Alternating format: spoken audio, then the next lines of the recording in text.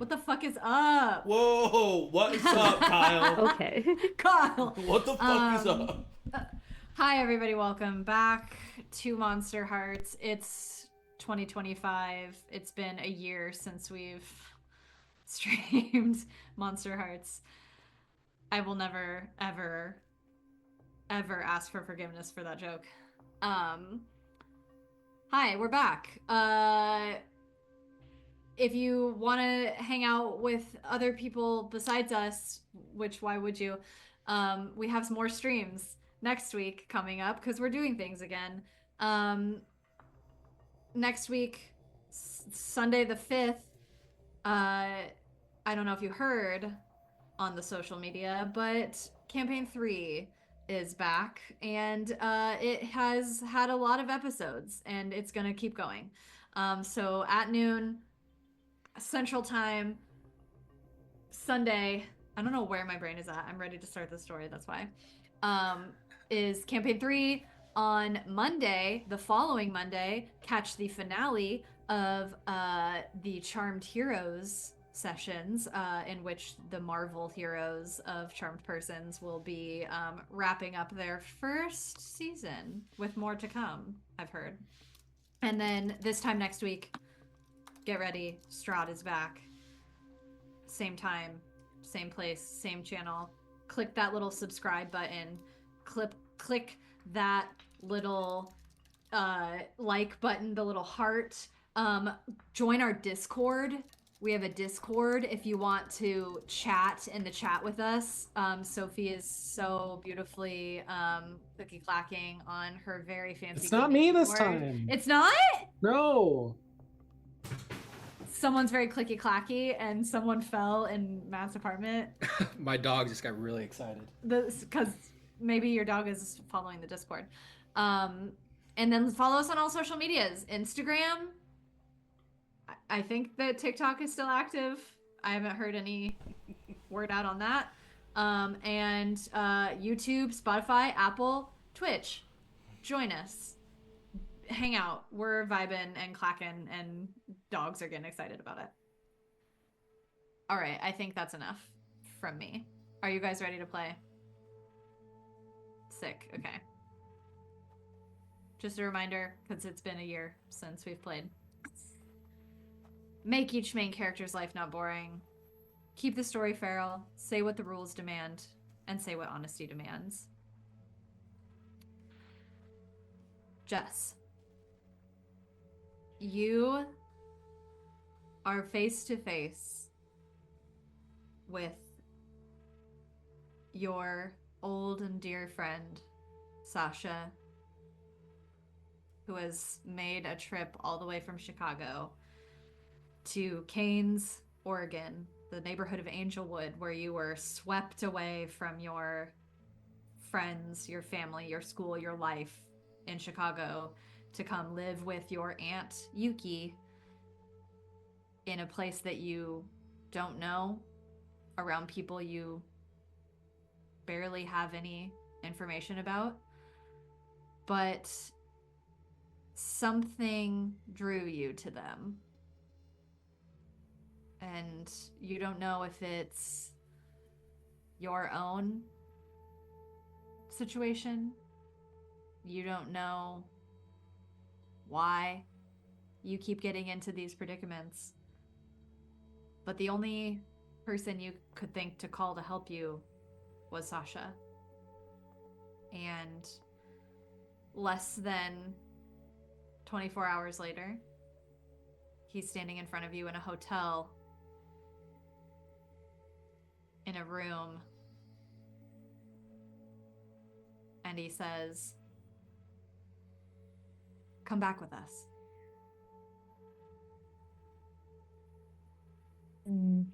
He's holding me, right?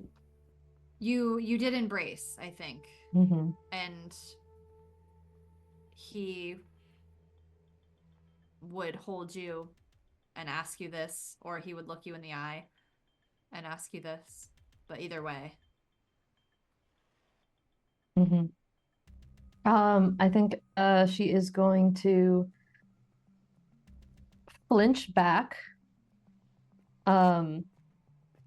She knew that this was coming, that it was a possibility, but it is hearing it out loud that still like surprises her, still kind of shocks her.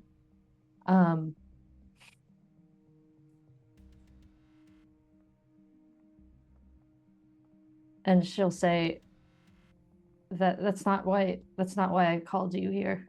Then why did you call me? Because I need your help, but it's not to come back. It's if you can't help and if you don't want to, you don't have to stay, but I can't, it's not. Of course I want to help you, Jess. Of course I want to help you, but you drag me halfway across the world to help your new friends? Well, what was I supposed to do? I'm gonna meet people. You know how I am. This people. I'm sorry I made you come all the way here. And No. there's No, don't.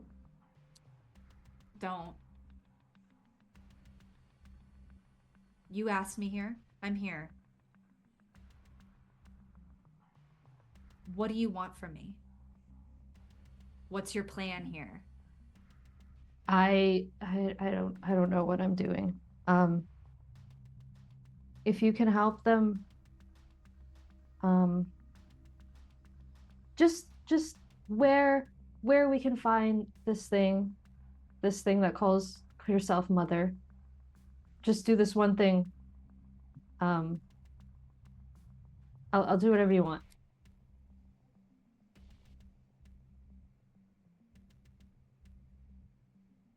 He hears you say you'll do whatever he wants, and he kind of narrows his eyes at you and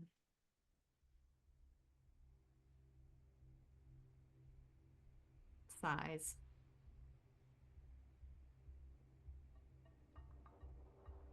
Who are they to you? Why are they this important that you would drag me from my comfort to this new life?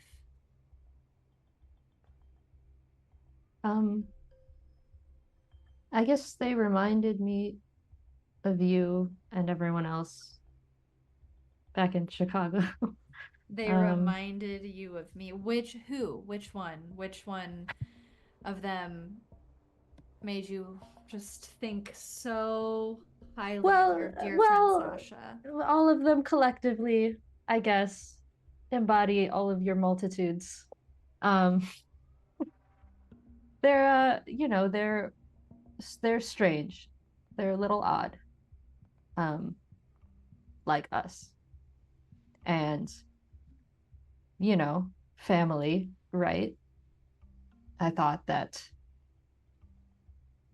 I had found um, extensions of that extended family, if you will. And, you always had me going out and meeting people and bringing people into the family. And I just thought, I don't know, that's what I fell back on. Old habits, I guess.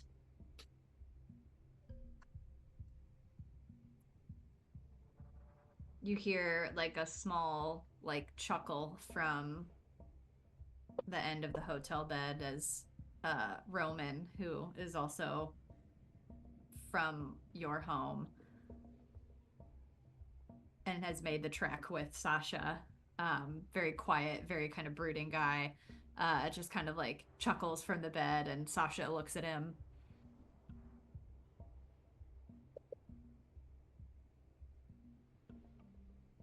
Okay. Out of my love and respect for you, I will attempt as much as I can to see what you see and perhaps wrap my head around. What did you say? This entity, mother? And that's what she calls herself And have you seen this entity? once. She knows who I am now, unfortunately. She big, dark, hooded, doesn't have a face. Seems to she's like you a little bit, I think. She has like people who ask her for things. I think she is stronger with people around her, like you are, but maybe more a little bit like Roman's guy. He looks at Roman. Roman is taking in this information as you're saying it, and you see his eyes flash kind of a fiery red, and then back to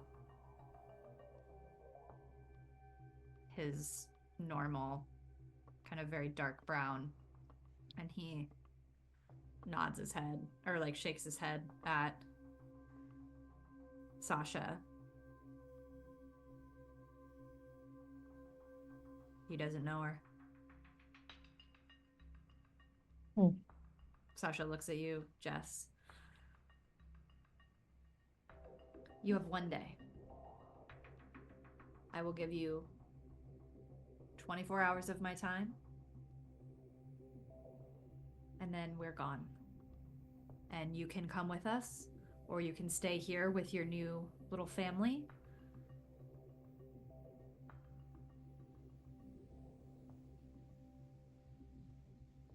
But I can't be everything to everyone all the time. Sometimes you have to make choices too, Jess.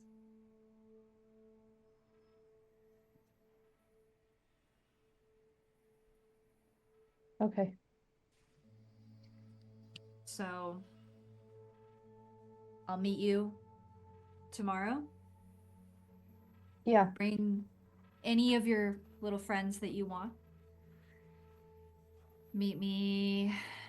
I don't know. I could come to you. You could show me your favorite little spots. I'll call you. Is it around what sort of point in the week are we, like, would we have school tomorrow? I would say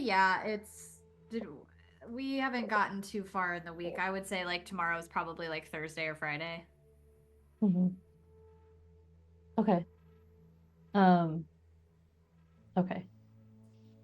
Yeah, I'll tell you where. I think I am.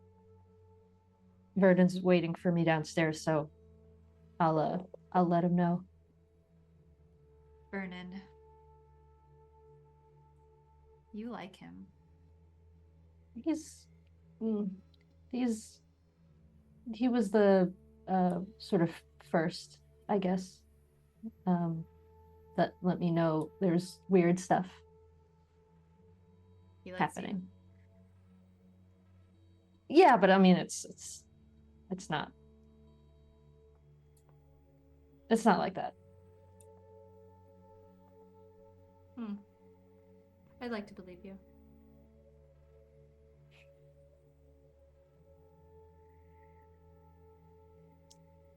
All right.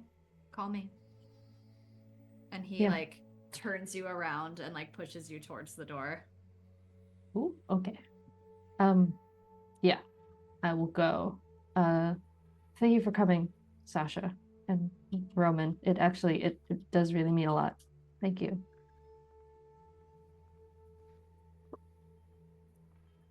We'll see. Okay. Bye. Good night. And she'll go downstairs. And then Vernon, you were waiting. Yes, I was waiting. in the lobby. Yeah, we'll say. Easily enough, you, a teenager in a lobby of a hotel in the middle of the night. Don't get asked many questions. I'm standing in the corner. Yeah, relatively undisturbed. Blair Witch style. Yeah, I'm Oh, facing God. the corner. No, I hate that. And you see Jess make her way off the elevator. Hey, how did it go? Hi. We're a little bit on a time crunch. We have a day basically before they're gone.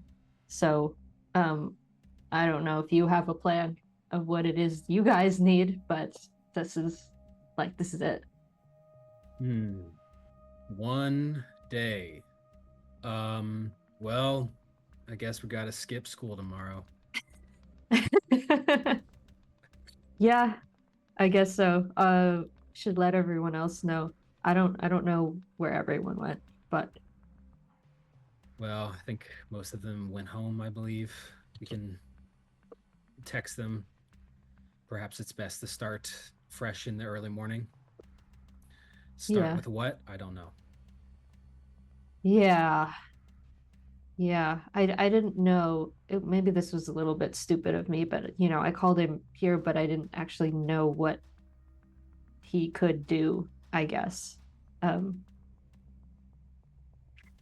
We have a resource for a day, but I also get the impression that maybe Steve doesn't even want his help. And I don't know if we could convince him in a day. I think we can convince him. I'm not sure if Steve 100% knows what he wants himself. And if it's just 1 day, what's the harm that could come of these people helping us? Yeah. Did Steve tell us, out of character, did Steve tell us about his mom? All the stuff that happened with his mom? Yeah, I think so. Yeah, okay. And you do, I think it was everybody, or was it just one person who saw that Steve left his phone, and it was just Josie? I don't think it was just Josie, because I No, 'cause remember I Jess even asking specifically a question like, "Does he do this all the time?" do this a or lot. like- Oh, Yeah. yeah. So Yeah. basically, it is known that Steve has dipped Okay. as well. So you know that he's going through something, and Yeah, but I don't know about his proclivity for running off into the woods. yeah, So it's just like, oh, he's just like running through the streets of Mayumi Kansas City. knows. just as I know, good. yes. Okay. I think our biggest lead is going to be Steve's mom, that's going to be a rough thing to deal with. But Because she has interacted with Mother before in a meaningful way. Yeah. That's a good idea. Yeah. Do we want to bring your friends to Steve's mom? To what end? Are we going to have to kill her? Steve's mom? Yeah, I don't know. How do you guys? Zach. He said, Oh. I don't think we have to kill her. I did hypnotize her once and it went poorly. So I don't want to interfere with her too much, obviously. But I think you're right, she probably is the key. And if we only have Sasha for 1 day, I don't know what Sasha can do, but we have to at least try. Do you think she's going to be at school tomorrow? She works at the front desk. Yeah, I guess she would be at school. Okay. We should get everyone else before we make a plan. Yeah, you're right. You're right. I'm gonna text the group chat. Mm-hmm. The one with or without Destin? Without, for sure. Sorry, Dustin. I would say I would also include Cora in this, Mm. and of course Jess and Onyx. And I would say Sasha only here for one day. Got to make it count. Steve's mom? Question mark. Bright and early tomorrow. No punctuation. Yikes. Oh no. What a sociopath. You get a text pretty immediately from Onyx that just says, "Sorry guys, gonna sit this one out. The fam needs me. Alaska and I are going back to the apartment. Keep me posted." Thumbs up. Yeah, it would have been sick to have a couple of werewolves with us though. It would have been. But it's okay. I don't think necessarily tomorrow's rendezvous will be leading to anything violent. I would at least hope not.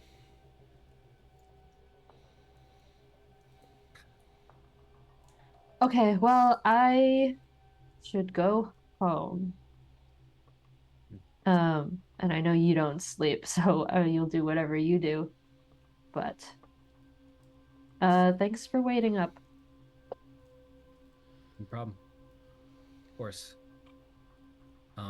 If you need a walk home or a ride, I can take you as far as your place if you want.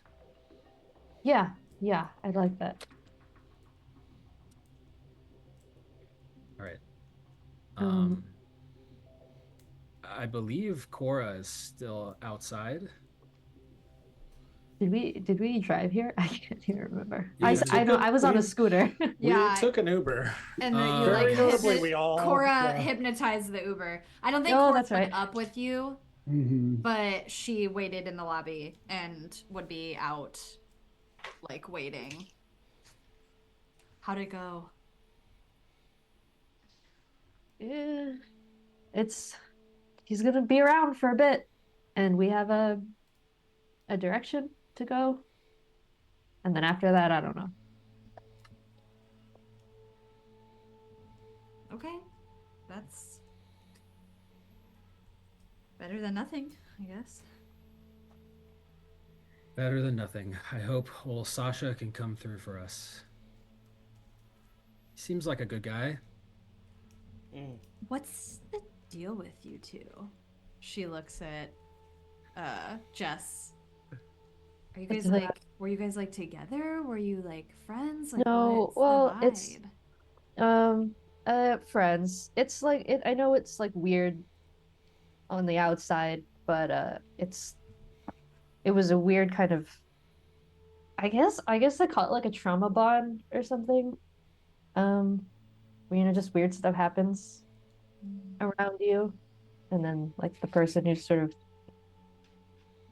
closest in proximity, you kind of like share that experience, and then you're just like close in a weird way, and it confuses other people. But yeah, I don't know. It's just it So is you're a telling me you relationship. guys like never kissed or anything? Well, Oh, it's not like that though. but you did kiss. Okay, Cora. I'm maybe- sorry. Somebody doesn't like come all the way across the country for someone that they like aren't like, you know, into. I don't know if you met him. I don't know if into would be the word to describe describe him. He's sort of into everyone.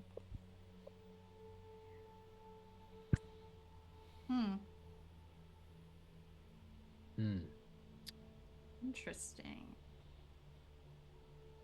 Okay. Is well, he, would you say, violent at all?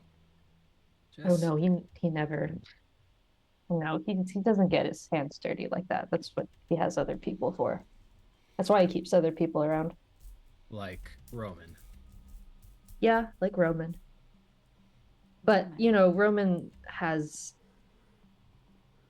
he's got like stuff like Steve a little bit, where like he's like casting spells or doing the things or whatever, but it's also like not him. It's like the power or whatever. I tried to ask him about it a couple times, but he just won't talk. He'll like go into this trance. and then he just that's just the way he is. Okay, that's, I have to admit, concerning.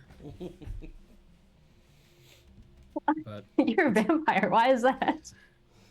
well, there's something nice about being my own powerful entity that gives spells out to people. I could just be that for myself, and I don't have to rely on other people that I don't know.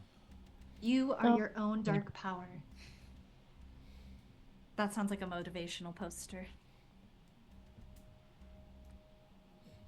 Yeah. Hmm. And there's a little kitty cat with vampire fangs. Oh, Hang in there, baby. cute. Okay, well, it's getting late, and I believe we have a big day of, I don't know, tomorrow. So, should we call an Uber? Oh, should I hypnotize them again? It's the same Uber. Oh no. Surely he went home. Okay, yeah. Sure. You can hypnotize him. Yes. We'll say just for shits and gigs, you all call an Uber. Cora does it from her phone, and it has like it's like the parental code or whatever, because it's 1,000,000 at night. And she is like goes through like a couple different codes trying to like figure it out. I don't know if this is how Uber works. I'm making it up. But Uber, if you're interested in this and you don't already do it, talk to me. Give me money for my ideas. And you manage to get in a car. The driver, she is very quiet. She doesn't really like engage you at all. And Cora like goes to hypnotize her, and you see her like kind of look back, and Vernon, you can tell that like Cora feels kind of bad. She doesn't want to like this lady's not really bothering anyone, so she ends up just like paying her the fee. And Jess, you get out at your apartment. We'll say that Cora got dropped off, just whatever. Cora got dropped off. Jess, you get out, and Vernon, you are left to go wherever. Or would you have gotten out with Cora? I don't know where Steve went, right? Or Josie. I don't know. Josie went home, I believe, right? Mm-hmm. Yeah. I took Steve's stuff and I went home. Because you all left the hotel room, and then Steve dipped, and then Jess was like, I'm going to go talk Back to up him. there. Mm. Yeah. So, yeah, you don't know where Steve is. You know that Josie went home. And now Cora is home safe. Okay. I would get out with Cora, because that's technically where I live. Yeah. So then Jess, you get dropped off. You go upstairs quietly, I'm assuming. Will you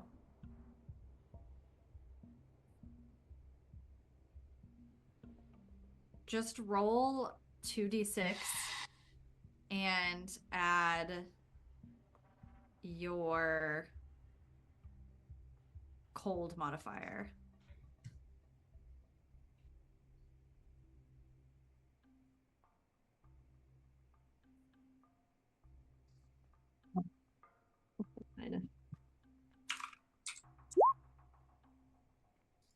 So that's a 7. Oh, because you have a -1. Mm-hmm. Okay. So you make your way up the stairs. You manage to get through the front door very quietly. You close it behind you. Not a sound. The apartment is dark, quiet. You hear the hum of like the refrigerator in the kitchen, the glow of the thyme on the oven.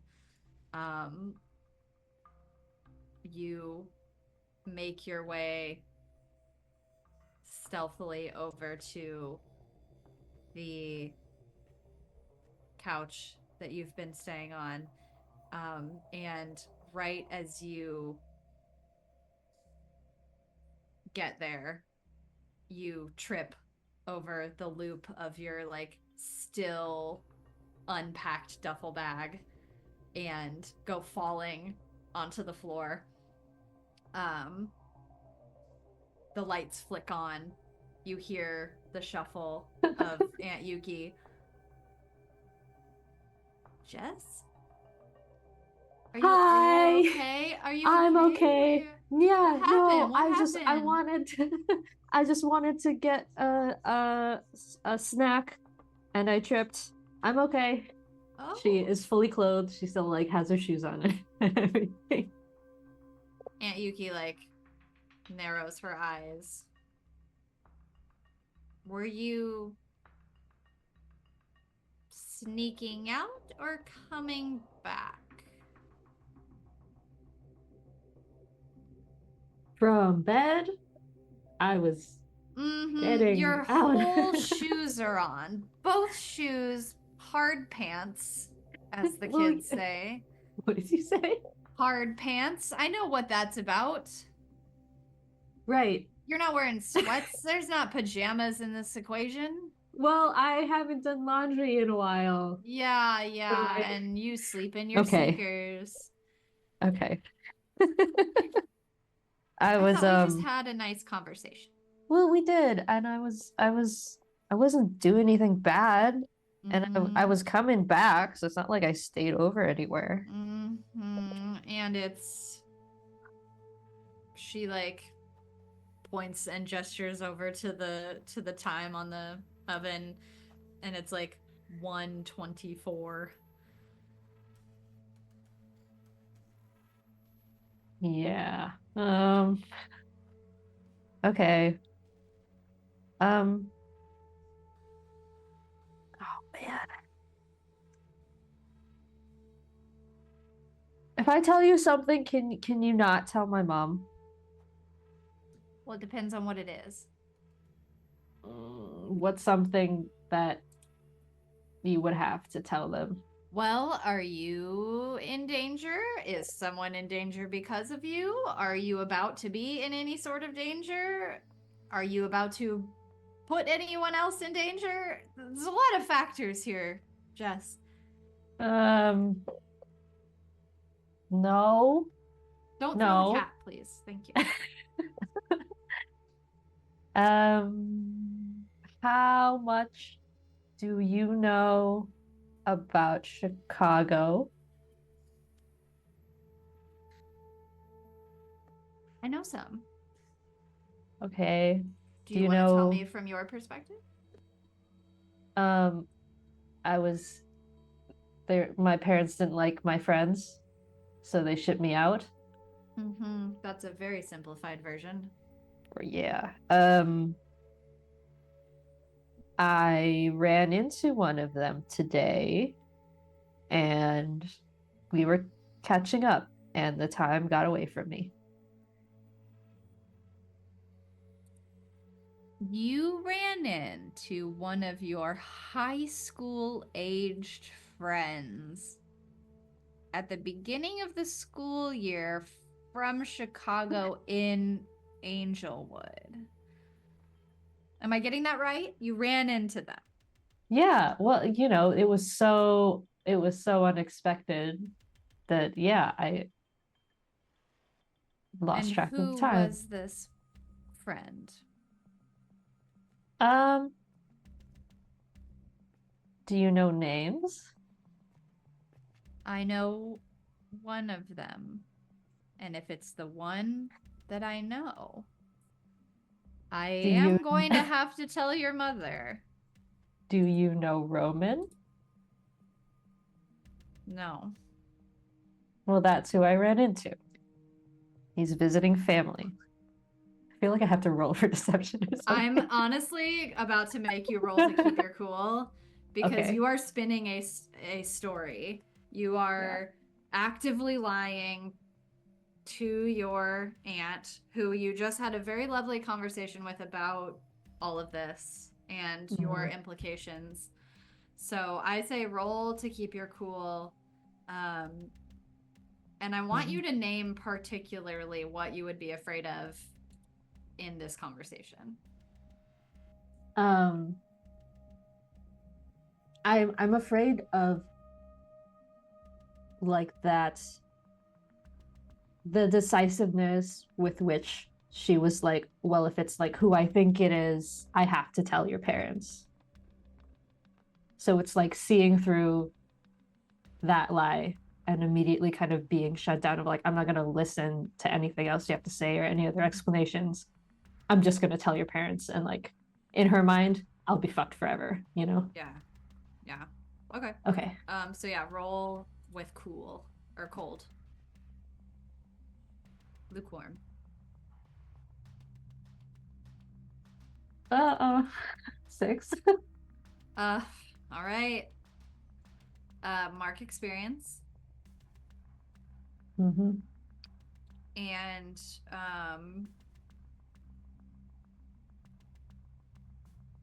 she narrows her eyes.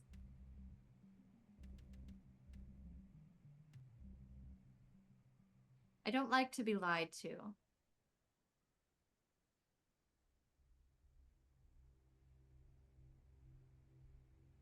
And I especially don't like to be lied to after I have been very generous, very accommodating, and frankly, very understanding of what you're going through. I want to be on your side, Jess. And I can tell that you're struggling with whatever's going on. I can tell that you feel conflicted about it. But don't for 1 second lie to me.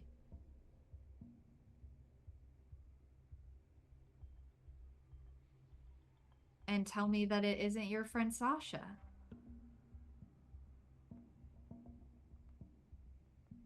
Okay, look, you know, we talked about having to make certain decisions to avoid patterns from repeating, and I just need a little bit of time to make that decision, and I want to make it on my own, and I don't want anyone to force my hand, so I don't want like my parents to come up here and then just like ship me off to another state. So I just give me some time to like figure out what I'm going to do. Just give me a day. That's all I need. And then we can talk it over, and then you can tell my parents whatever you want to tell them, but just like give me a day to make this decision, okay?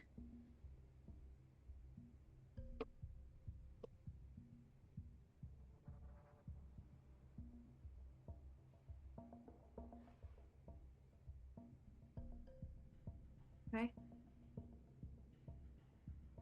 Because I love you.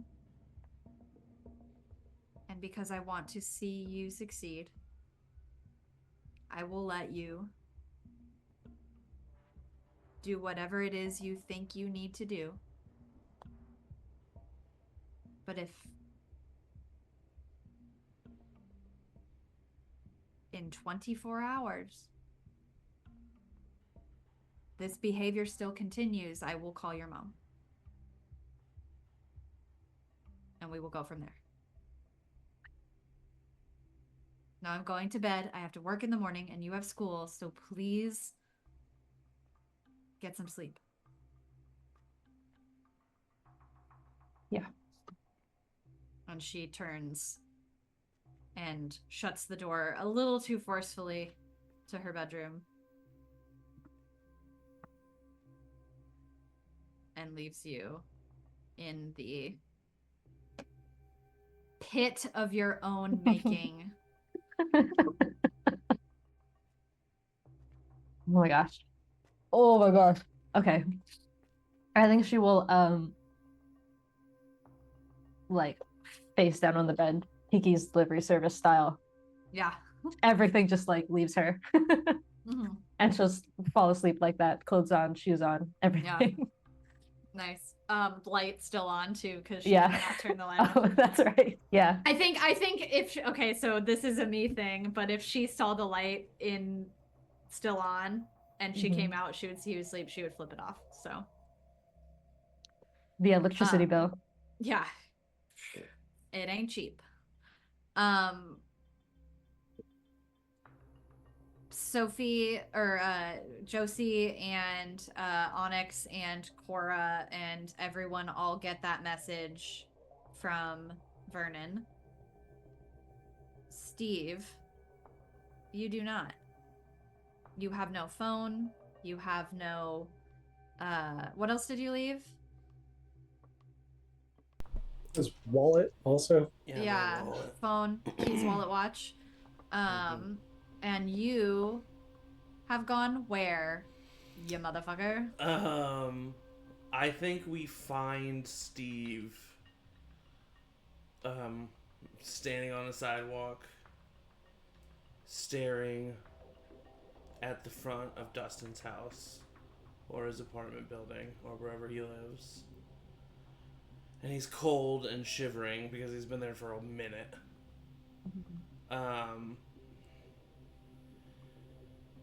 And then I think he sighs heavily and walks away.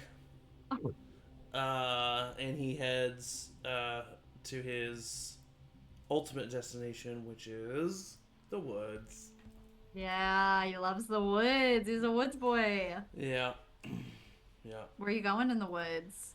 I think Steve gets to the woods and he starts walking into the woods and probably walks in silence for the first upwards of probably 10-15 minutes. He's just getting into the woods. And then I think he just stops at some point. And he just kind of sits there and stands and stares into the dark, listening to the things that are around him. And I think he just kind of waits until eventually saying, "All right, you know I'm here. I want to talk to you. You like making deals so much, let's make a deal."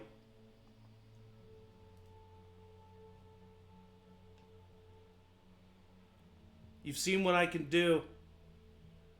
The others, they're not like me. Maybe Vernon. But he's too experienced. I'm young, I'm naive.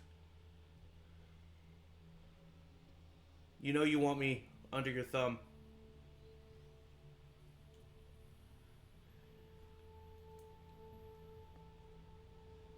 The warm night.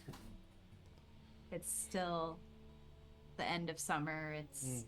The days are long, but it's 1:00 in the morning at this point, and you can feel a cool breeze bringing fall into this Pacific Northwest. The trees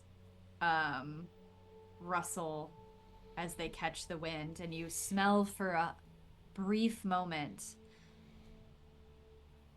that potential for rain. It's the air around you has kind of thickened, and you become very aware of the smell of dirt and foliage and moss and just nature all around you. And the words echo that you just yelled into this forest. In your mind, they echo. And the events of the last, few hours, really, replay in your mind. You see your mother's face contorted in anger and fear as she pulls your power from you. You haven't slept, I don't think. Yeah. Is this all the same night? No, that night I think I did sleep. Yeah. Okay, so there's been so you have felt yourself return to your full magical self, and as you kind of offer yourself to Mother, you wait and you wait and you take in all of these smells, all of these sounds, and you hear a crack of a stick on the ground behind you. And a light padding of feet.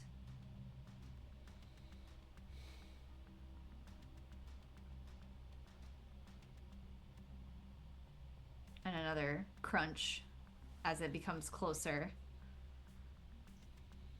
And leaves giving to footsteps closer and closer and closer to you, and they're right behind you, and they stop.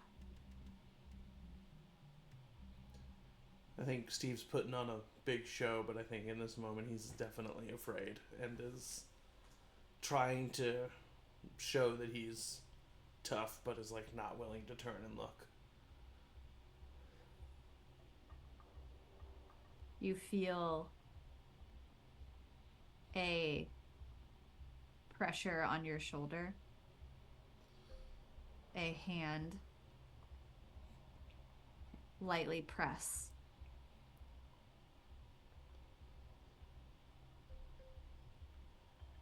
And then in front of you, from behind, as if it were tossed, something lands in the leaf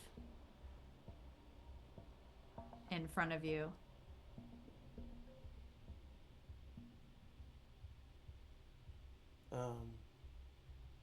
I look to see what it is.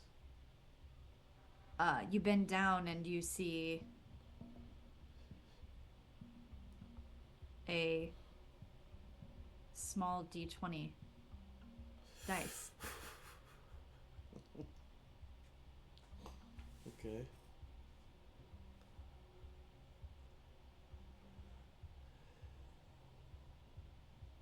Do you pick it up? I pick it up and I look behind me.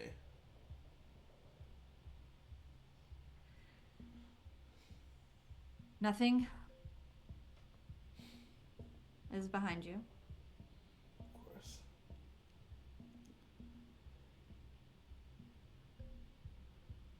You want to play a game? Is that it?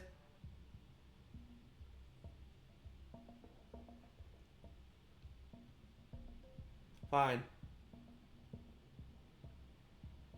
What stat am I using?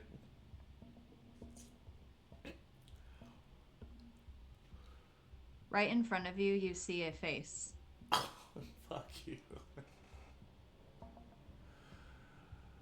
It's a hollow,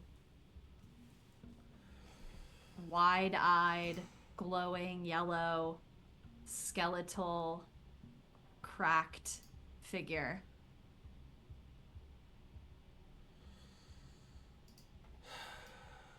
That just perches on a log in front of you.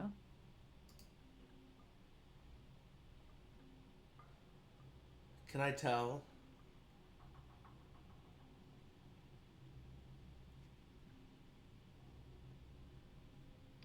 You can feel it. Yeah. And especially since Ronnie's D20 lays in front of you. Oh, shit. Okay.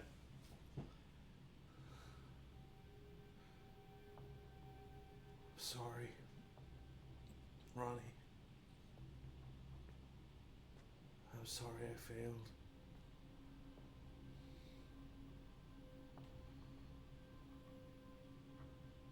I rolled a d20.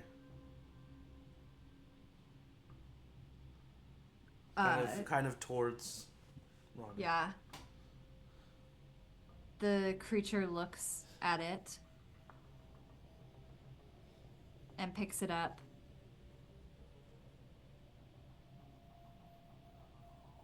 And looks at you.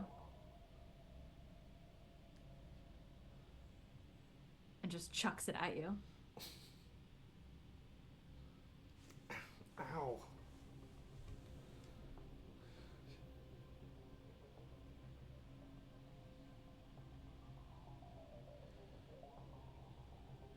Where is she?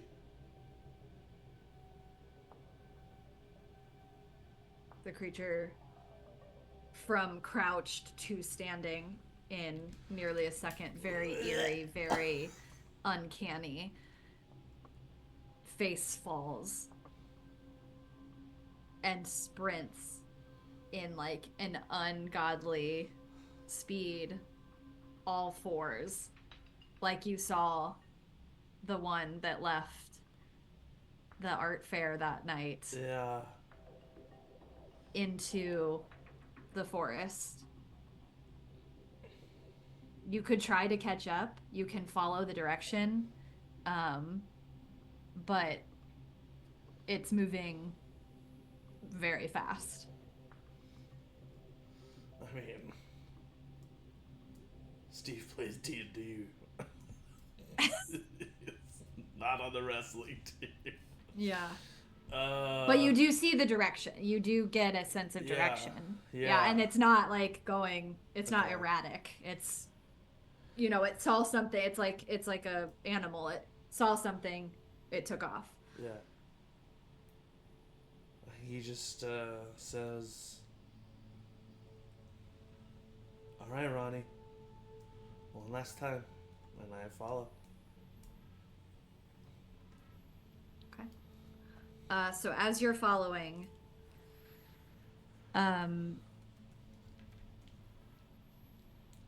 Josie, you are in your home, and it's nearing the 12-hour mark of your conversation with Mother, the offer that Mother gave you to end life on this mortal plane in this halfway state, or return fully to your mortal self. And you, I'm assuming, went home. Mm-hmm.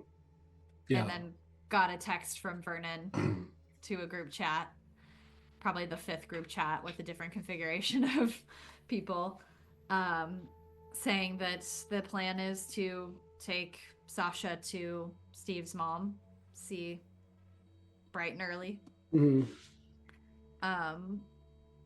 What is going through your head?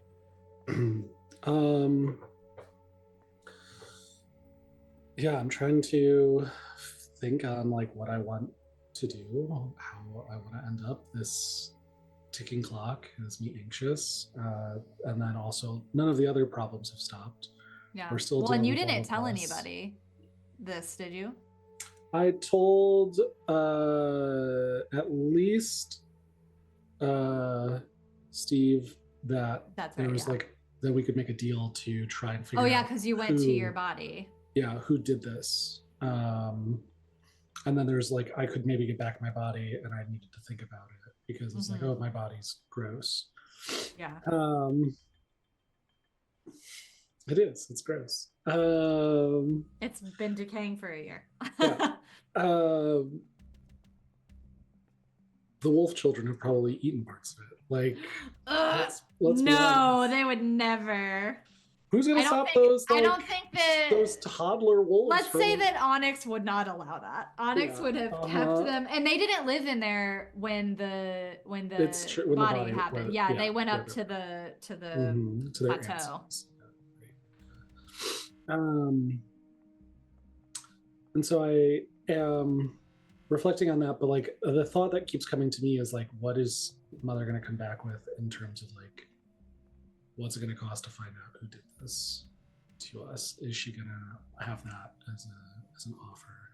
And as we try to figure out all these other avenues, meeting these new weird friends from Chicago, who even has even heard of Chicago? Like, and what a fictional place. Yeah, third-rate city at best. And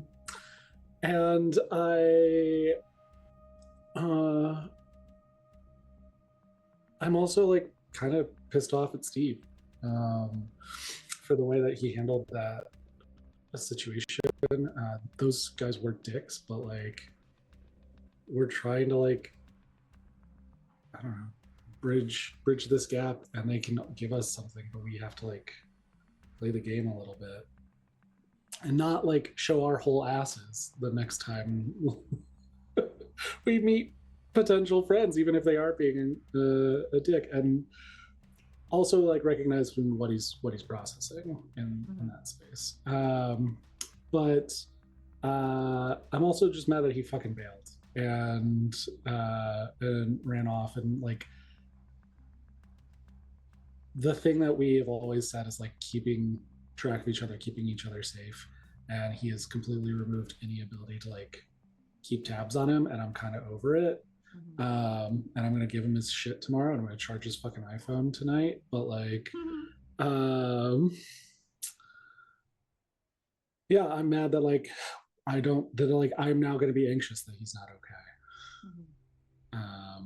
And I don't have the space or the spoons to like deal with that right now. So I walk home and it's late, but I just like go and like sit in like my dark living room for a while. Like I don't go to my room and just like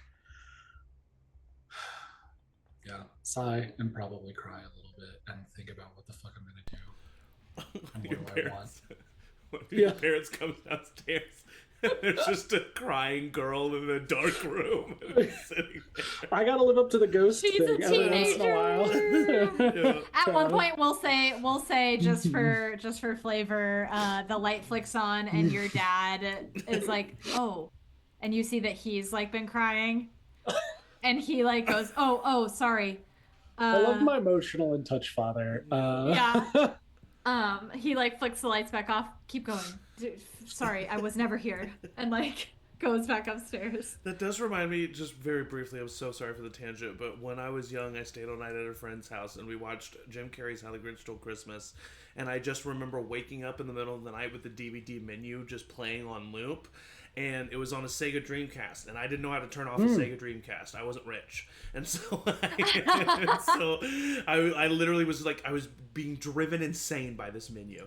So I just went outside in their living room and just sat in their living room, and I just think about that sometimes because I just imagine his parents coming out into the living room and just this 8-year-old kid is just sitting there in the dark.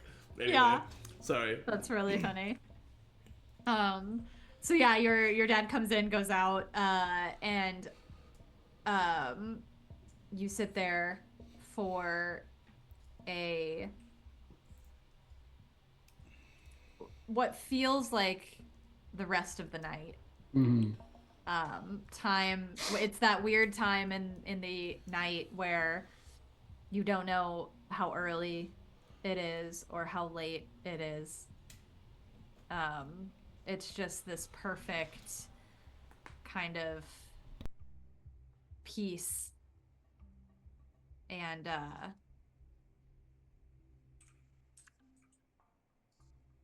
you sit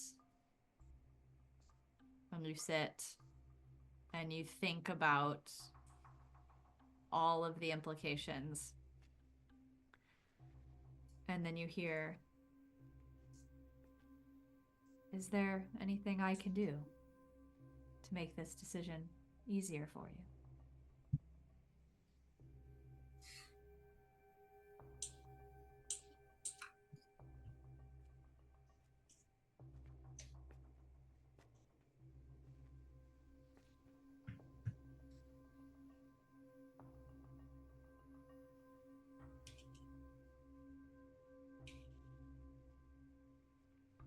Time is ticking.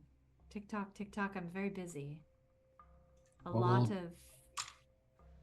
will it be like if I move on?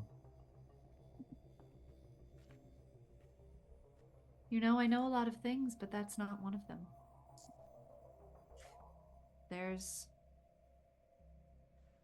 risks and rewards that not even I know. I don't want to leave.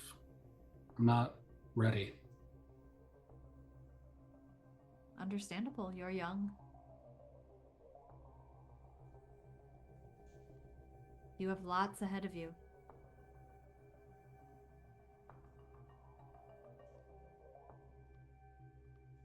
Have you thought about the other deal?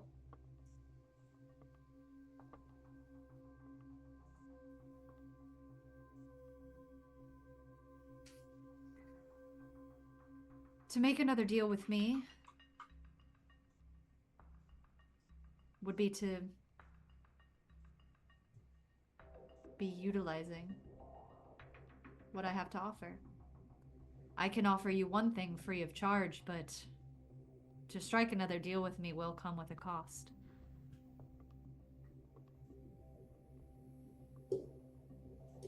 And I'm happy to do it, but you must know what you're getting into.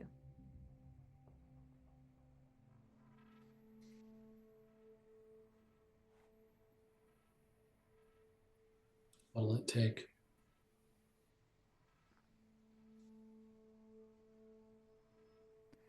Describe to me what it is you want. Exactly. What do you see in a perfect world?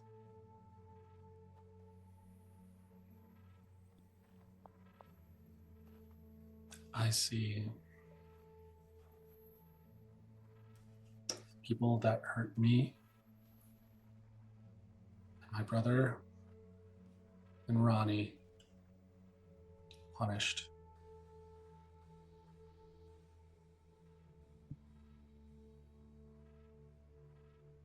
I know you've got stipulations on this deal. You can't give those names up.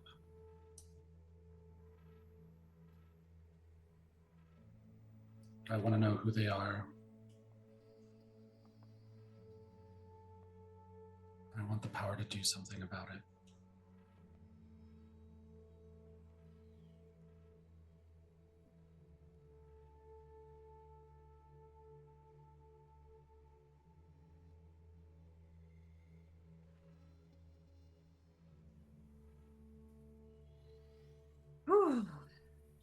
Josie, you are putting me in quite the predicament. You've heard of doctor-patient confidentiality, I'm sure, but what you're asking me could put not only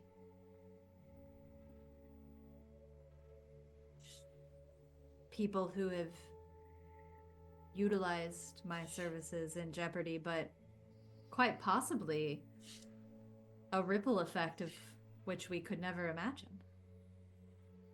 If I hurt or allow you to hurt people who I have helped, now that doesn't make me a very good provider, does it? And that's all I want, is to be a provider.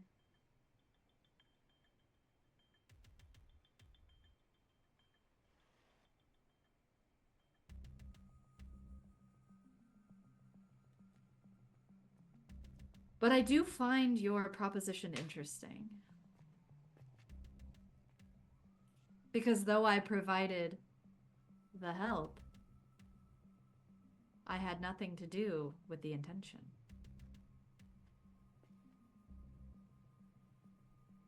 I'm merely a third party.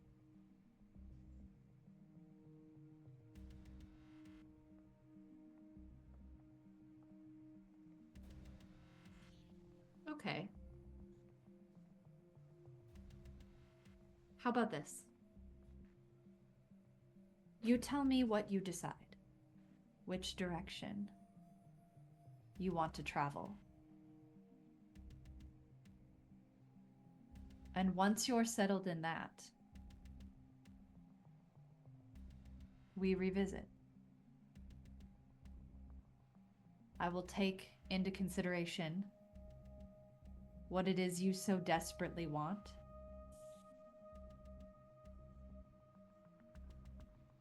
And let you know if I have the means to provide it.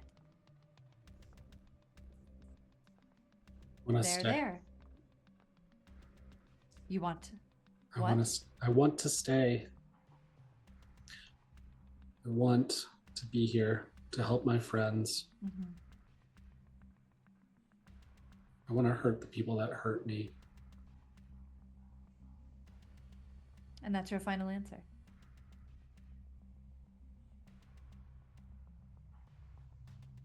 Yes.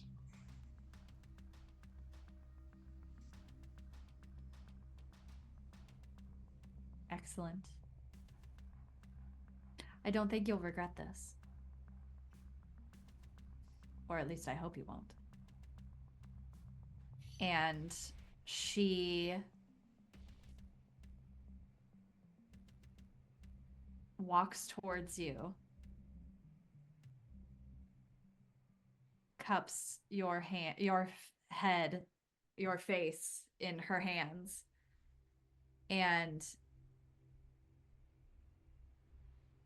for a brief moment you think that you are going to see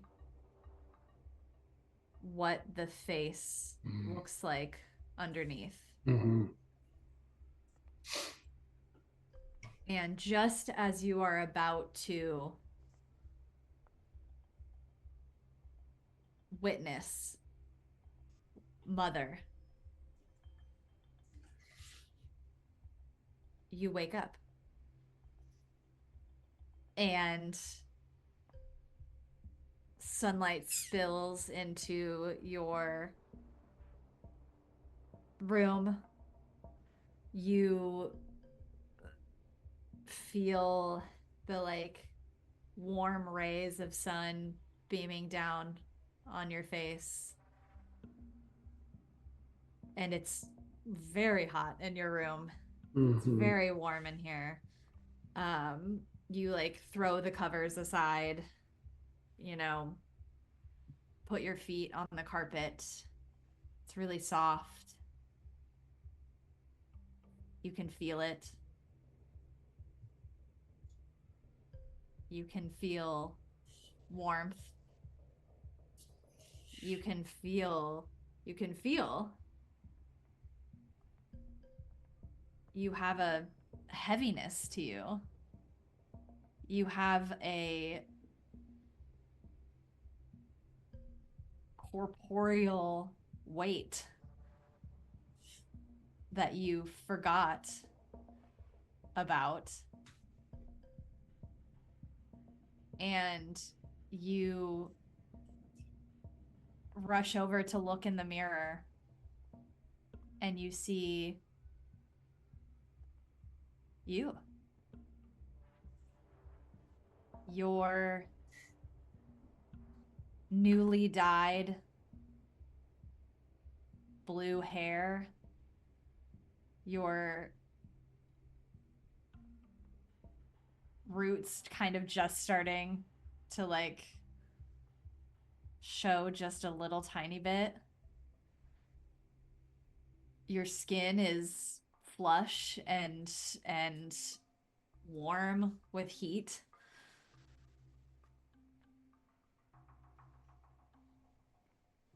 You're alive.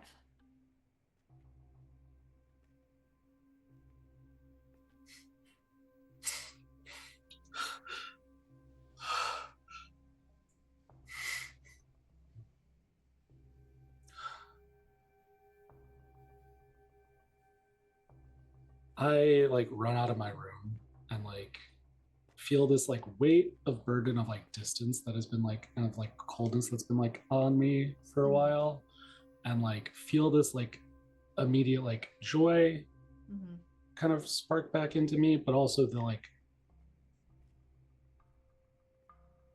experience of like feeling like I've been really cold and distant with my parents has just like been like immediately like removed, and I like do go like immediately running out of my room to go find my whichever parent is closest and like hug them emphatically in a way that I like have not felt capable of doing for basically a year.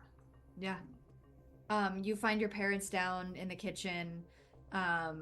Your dad like straightens up as you run down, knowing that you saw him last night, and knowing that he saw you, and you just barrel into your mother. And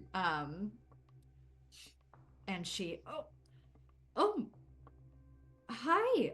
What's wrong? Are you okay? Are you? It's fine. It's fine. I just. Hi. Okay. I'm sorry. What happened? I just want to say I'm sorry for how things have been, and Oh, Josie. I love you, and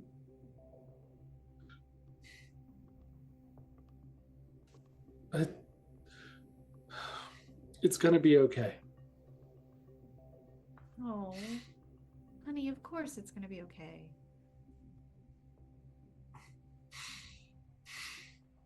Are you okay?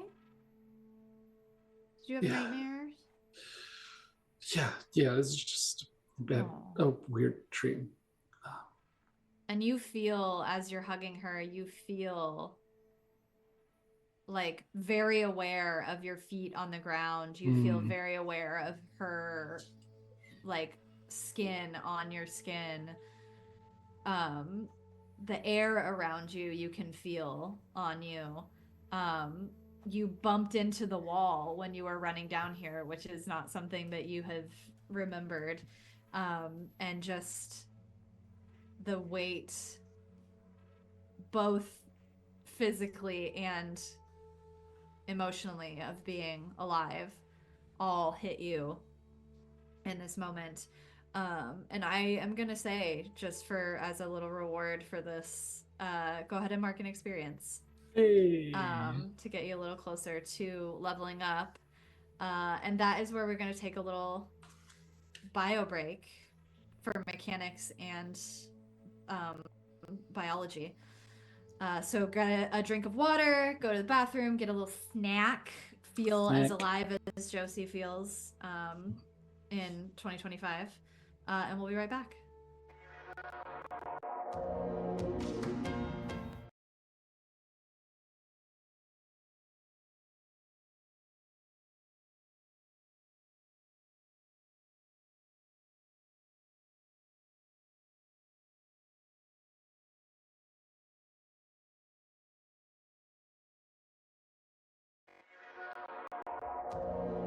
Zach can count. We learned that. Yay! Can we all count? Raise your hand if you can count. Oh shit. Oh god. Okay, well, the stream is going to be interesting in the second half. Let me take a sip of this tea. If anything will teach you how to count, it's a TTRPG. The computer counts for me. Oh god, don't ever look at any clips of me calculating my rogue moves. That one like 2 episodes ago was a doozy. It hurt. I think I was in pretty good spirits about it. No, you were in great spirits about it, but it was about 120 seconds of our stream. Yeah. It was truly, and I'm so sorry for anyone who lost time. No, it is not. It's a lot of math, but especially a crit. Especially a crit, and especially a rogue. You are rolling so many dice. The weapon is this amount of dice, but sneak attack is this amount of dice. And but I've also given you weapons that have like extra dice of extra damage. It's hard. And this turns into a just chatting about what we're gonna really take it a different direction here. Cut to Steve in the forest just talking to Ghoul Ronnie about like Yeah, how yeah. difficult like Yeah. D&D math And is. she's like rolling the dice at you.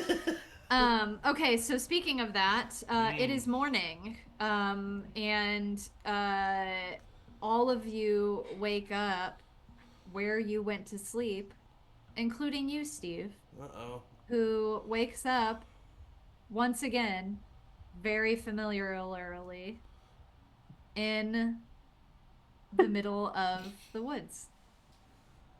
Fuck. Dirt streaked over your pants, over your hands. You feel it like caked in your hair. You got up to it last night and you chased maybe a vision of Ronnie Yeah. through the woods. Was it real? Yeah. Do you know? But you wake up in the woods, sun streaming on your face, birds chirping around you, very pleasant, very calm morning. You can hear street sounds, so you know you've made your way a little bit back towards civilization. You're not so fully indensed that you know, are lost to civilization. What do you do? Come on. I mean, do I have to beg you to take... Who are you yelling at? You hear. And from a high tree, you see a figure like leap down. And it takes you a little minute, like the sun is kind of blurring your vision. But you see Cora. Oh, God, Cora. Sorry, I didn't mean to scare you. Vernon, like, I don't know, he does that, like, watching thing, and I, don't sleep anymore either, so I thought maybe I would try. You don't have to apologize to me. I'm in the middle of the woods, too. Yeah, why? What are you... You, like, dipped last night, and then you're in the woods. What the heck is going on? I was looking for Mother. Just, like, looking for... Just, like... Yeah, I was gonna make a deal with her. What? Steve, whoa. Cora, I What do just... You know what? I don't mean this in a bad way, but you and I aren't the closest, so I feel like I can just kind of, like, tell you all of this. And he just starts to, like, he, like, sits down. I've been going through it, Cora. Oh my God. Did you hear about my mom? Did I tell you about my mom? No. My mom made a deal with Mother, and I went through almost a year of my life knowing that my father was dead and dealing with that and grieving that, apparently. Oh, yeah. Yes, yeah, you're going to start remembering that too as I talk about it. Oh. But then my mother made a deal with Mother and brought him back, I think, somehow. But now she's like kind of like dark and twisted, and Josie, her life is in danger, and nothing I do works. I have magical powers, and I can't do anything. I have tried to save Josie's life, and I failed at that. I've tried to save Ronnie's life, and I failed at that. I tried to... I can't even talk to people anymore. I've screwed things up with everybody. With Dustin, with Jess, with those new people we met yesterday. I feel like myself, and it's because I feel like there's like two different realities colliding. And so anyway, if I can't do anything right, I don't know, I might as well help the people who actually like deserve it. People like Josie, people like my mom. So I was going to say that I'll do whatever you want, as long as everyone else's debts are clear. Turn me into one of those fucking things. I don't care. But guess what, Cora? I fucking failed at that. I failed at making a deal with a dark entity who specifically looks for people to make deals with. Fuck me, man. I am the opposite of what I thought I was. I was this like lonely weird nerd, and then all of a sudden I was powerful and influential, and people liked me and wanted to be around me and wanted to be with me, and I let it all go to my head, and I fucked everyone over. I feel like maybe Jess and I had an actual connection there for a moment, and I...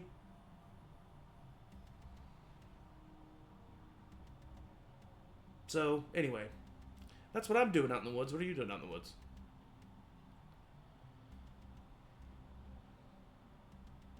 Well,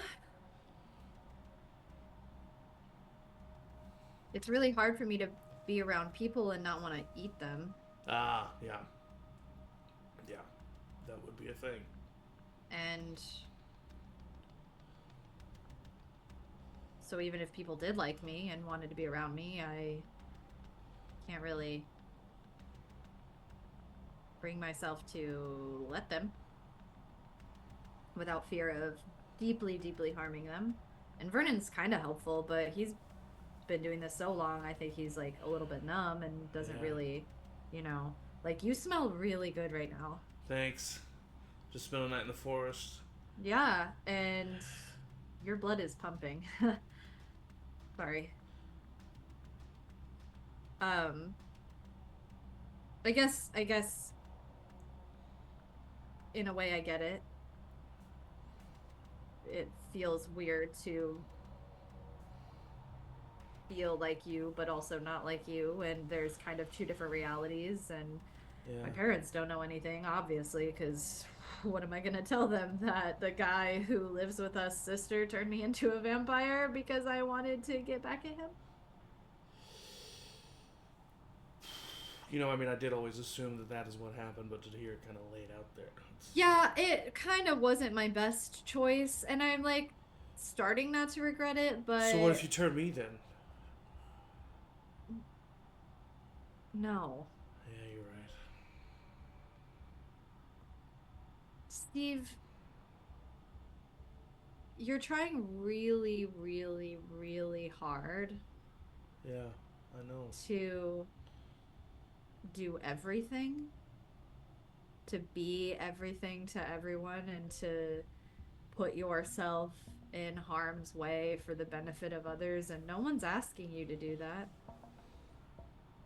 And no one wants you to get hurt or be hurt. Do you think maybe just... And sorry if this is unsolicited, but I have a lot of time to think because I don't sleep anymore and I'm, you know, immortal. So have you tried just not trying so hard? Maybe people like you for who you are and not what you think you are? Were you dating that guy Dustin? Yeah. You guys seemed really happy. We were. He seemed to like you. He did. And that seemed like you that he liked. Not a power or a... I I think maybe it's just been a while since I've felt like a person who does deserve that. I feel like I've had to earn it. Well, maybe go back to your friends who are, you know, care about you for you. Yeah. There's a But- group text. What? Do you want me to tell you? Or do you want to go back and find it? I'm assuming I think Josie has my Josie stuff. has your. Yeah. I could sneak in and get it. I can walk through walls. I could do something. I could. Well, No, I need to knock on the front door and receive the slap on the face that I'll probably get. well. How?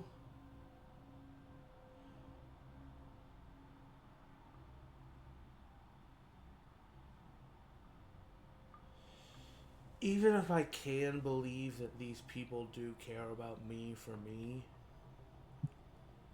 how do I stop myself from believing that it's because they don't know any better? They don't know how they should really feel about me. How do I stop myself from thinking that? Well, you can't control them. It's not up to you to decide how they feel about you. Well, what if they just realize it one day? Then at least you were you. And not someone else. At the end of the day. I think that Steve doesn't even let her finish her sentence and just like slams into her and hugs her. Aww. Oh, I said something right. Nice. And then he kind of pushes away. He's like, "Sorry, I'm sure that was tempting." No, it's okay. It gets easier. Honestly, my blood at this age, even at this age, is probably not that great. High I don't cholesterol. know. You don't smell what I smell. Okay, I think that's where I'm gonna go find. I'm sorry. That What was time is weird. it? What time is that it? was weird. Would Josie still be at her house? Yeah, it's like 6. Okay, perfect. 50, 6:55. Okay. Bye, Coral. See you soon. Bye, Steve. And she just like stands in the middle of the woods and just kind of like waves you off. And yeah, he heads to Josie's house. Josie, we're gonna get back to you. That's gonna be a beautiful reunion. Vernon, where do you wake up? You ended at your house, but where are you beginning this day? I always have to ask. Yeah, where am I creeping off to now? Yeah. Who knows what you did in the night? I actually He's like, think... well, I just landed from my red-eye flight back from France, and Yeah. Yeah, I go to France every night. I think that I didn't do much night lurking and just Working on my night lure. I just kind of stayed in my little house and just stared at a wall, read some books. Yeah. Okay. You wake up.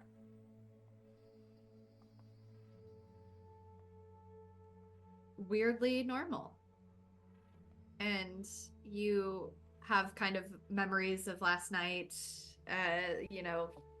going through what went down, meeting Sasha and Roman, and Sasha's kind of weird display of power that, though it was not like,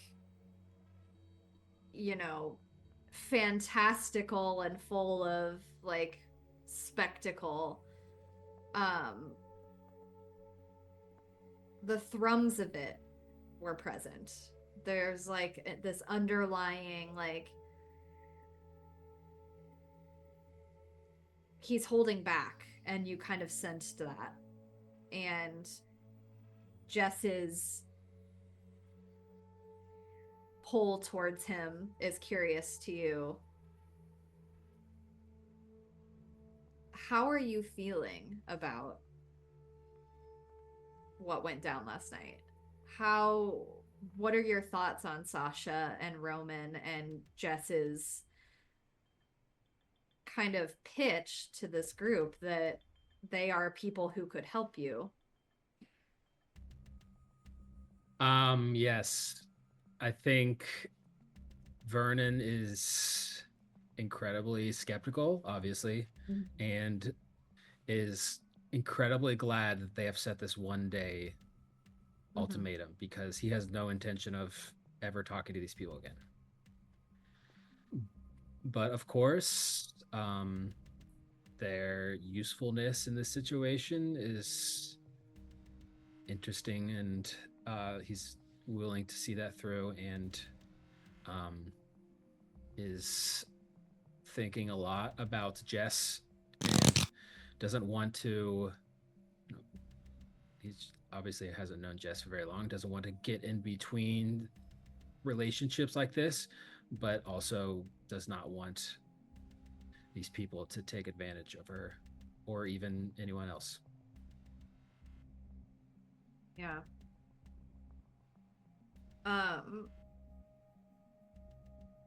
With all of that in your head, you rise for the day. And you see a text from Cora just to you that says, "Hey, Steve's good. We talked this morning.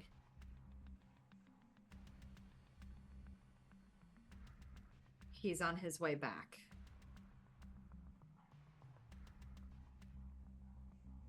Okay. Vernon has so many follow-up questions, but he just gives a thumbs up. God damn it! For once in your life, don't be elusive. But I will respond to her and say, "Are you around? I'm thinking of going to the school early, see if we can round up the crew." She thumbs up your message and then says, "LOL, just kidding. Be home soon." Right. I'll just wait outside the Lancaster house. Okay. Trying to avoid people. Yeah, like you the would parents. see her then, like, come in. Like, you would see her, like, arrive at the house, like, trying to stealth. And I would love... And I'm gonna make it happen because I'm the master of ceremonies. I would like to think that you're, like, stealthing, like, creepily at the side of the house, avoiding, and then she's, like, stealthily creeping to try to get into the house, and you bump into each other. And she's like, "Oh, Vernon." Oh, hey, you have to, never mind. I was going to give you tips on being stealthy, but No, it's fine. I went out last night. I creeped. I didn't look at anyone, but I just, like, skulked around. I went to the woods.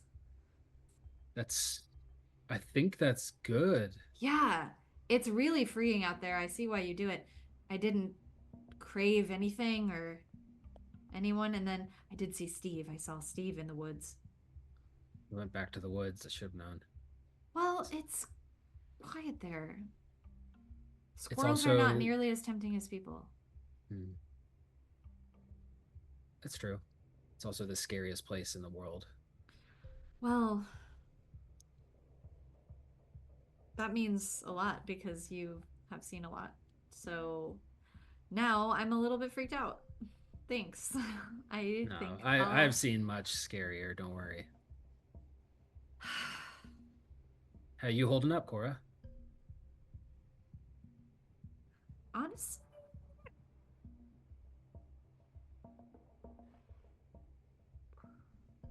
I don't know. I think that I'm fine, and then I'm not, and then I'm fine again, and then I'm not. And I thought that maybe this would kind of bring an end to the teen angst, but now I'm scared that I'm just going to constantly live forever in the teen angst. Do Well, you still experience teen angst? yeah, of course, Fuck. all the time. My initial reaction was to give you advice, to tell you to just bottle all those emotions up inside of you and never let them out no matter what. But I don't know, maybe that's not good advice, but that's what I do. She looks at you like really long and then like kind of up and down and goes, "You have never made so much sense to me than you do now." That's fair, but also insulting because I feel like I've given you a lot of valid thing. But You have, but the bottling up, that just, that's 80 years of that. Woo. No wonder you only give thumbs up emojis to every single text message.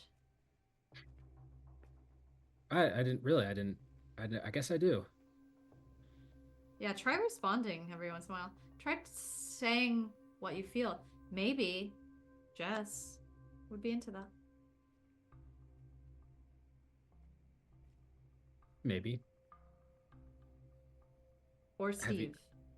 Well, yeah. I 'Cause think is that a thing? Are you guys? Steve and I. Yeah. I think Steve wants it pretty badly, but Well, we're kind of friends now. He hugged me in the woods. oh, that's good. So I could put in a good word. Um, yeah, put in a good word with Steve for me. Done. Speaking of, what are we doing? I think that we're going to go to school and find Steve's mom and then confront her with two powerful magic users from out of town. And hopefully, we can get her to help us find Mother and figure out a way to stop her. I think that's probably not going to happen like that. But Well, it's a start. And I'm kind of along for the ride. of course, you're along for the ride. Should we record it? I pull out my tape recorder that's currently playing. Vernon, you dog. I'm sorry. I did not consent to this. I stopped recording. No. Sorry, that is a joke. I restarted. Have you told anyone in your life about your condition, or at least hinted at it? Parents? No. No, are you kidding? They would kill you. They would kill me. Well, because what am I supposed to say? Like, just somebody happened to. It was Lilith that did it. Yeah. I guess I don't have to tell them that. But what? Well, they would kill me. I don't think they would kill you. Or me. I mean, if anything, I would tell Seth, but. Did you know that Seth and Alaska aren't dating? Yeah, Alaska's a lesbian. Got it. Or queer, I guess. I think I just misread a couple of meetings between them. Well, Vernon, no offense, you misread a lot of things. That's wow, fair. I am just dropping truth bombs. This is kind of nice. Wow. It's all pent up inside of me. I see so much. I witness so much. You do witness so much, and now with your newfound creeping and skulking, the world's fun if they don't know you're there watching. Yeah, I think you're kind of onto something there. I hate to say it. I might creep and skulk more. Let's go creep and skulk. Yes, maybe we shouldn't call it creeping. Or really skulking. What do we call it? Observing surreptitiously? Yes. Observing surreptitiously. Amazing. I don't even really know what surreptitiously means, but it sounds good. I think it was in Wicked. I still haven't seen that. Well, it's not out for another 6 months. Well, that's why I haven't seen it. I cried at the trailer. Anyway, sorry, I'm getting off track. There's only one movie with a green protagonist that's in my heart. Oh, you've got to let go of Shark 2. We need to make room for more. Okay. In 2024. I love that. Oh, nice. Okay, let's get to school. Yeah, I'll text the group and she'll shoot a text into that group chat that's like, hey, Vernon and I on our way to school. We'll keep an eye out for Steve's mom. I respond in the group text after Cora says something and I say, I agree. And then dash Vernon. Dash Vernon is diabolical. Unhinged behavior. Unhinged. Okay, you do that. And she like hits you as you're walking to the train. Y'all make your way to the school. We will cut over to Steve and Josie. Steve, you knock on Josie's door.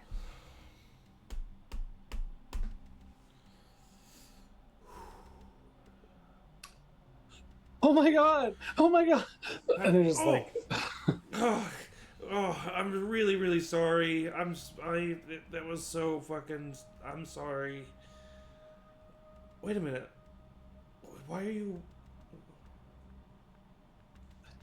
it worked.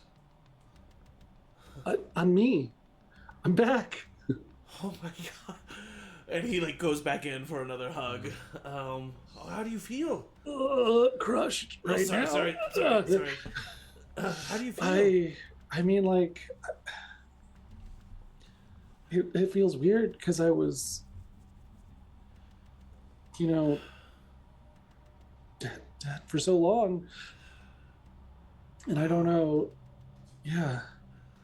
Josie, I'm so happy for you. What does this mean?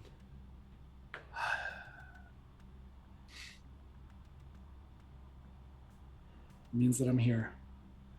Okay. It means I'm gonna help you guys out. I mean, you are always helping us out, but I'm glad to see you happy. That's all I care about. Oh man. Your girlfriend's gonna be really excited. I fucking hope so. Yeah. I'm really sorry for just leaving like I did. There's no real excuse.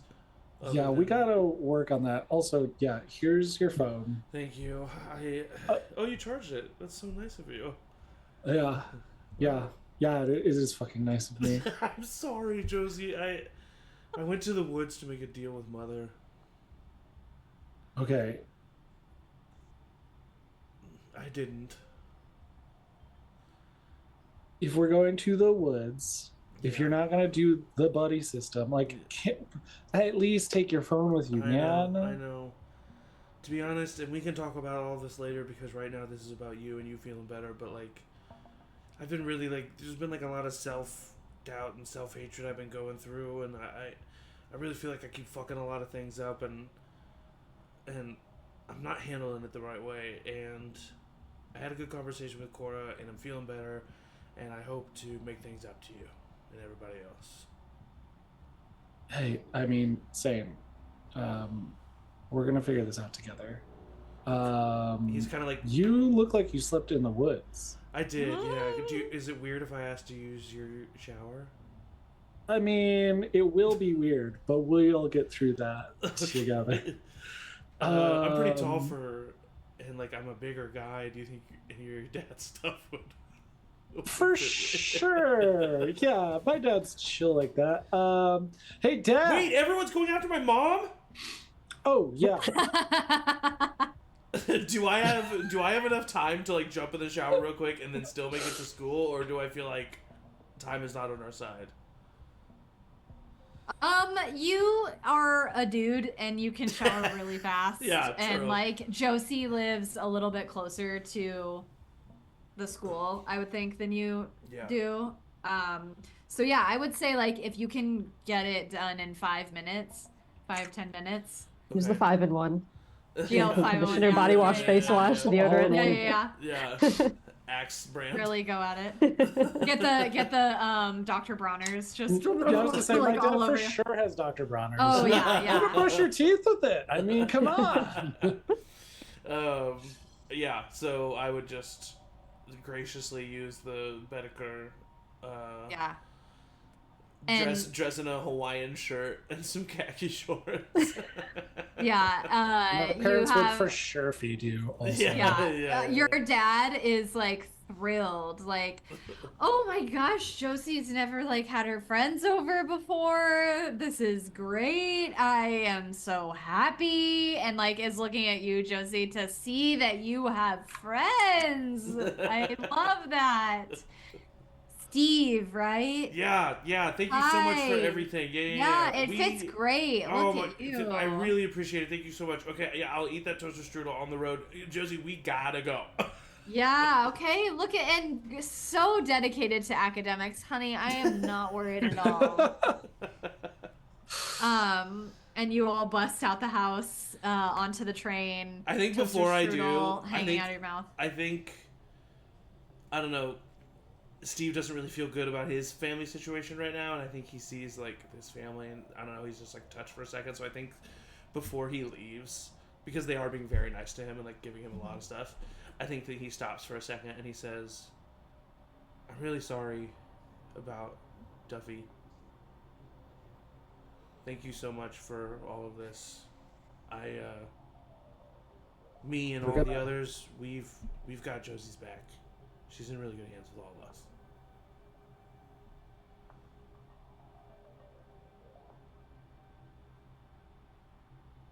Okay, well, bye, Mom and Dad. Sorry, was that weird? Was that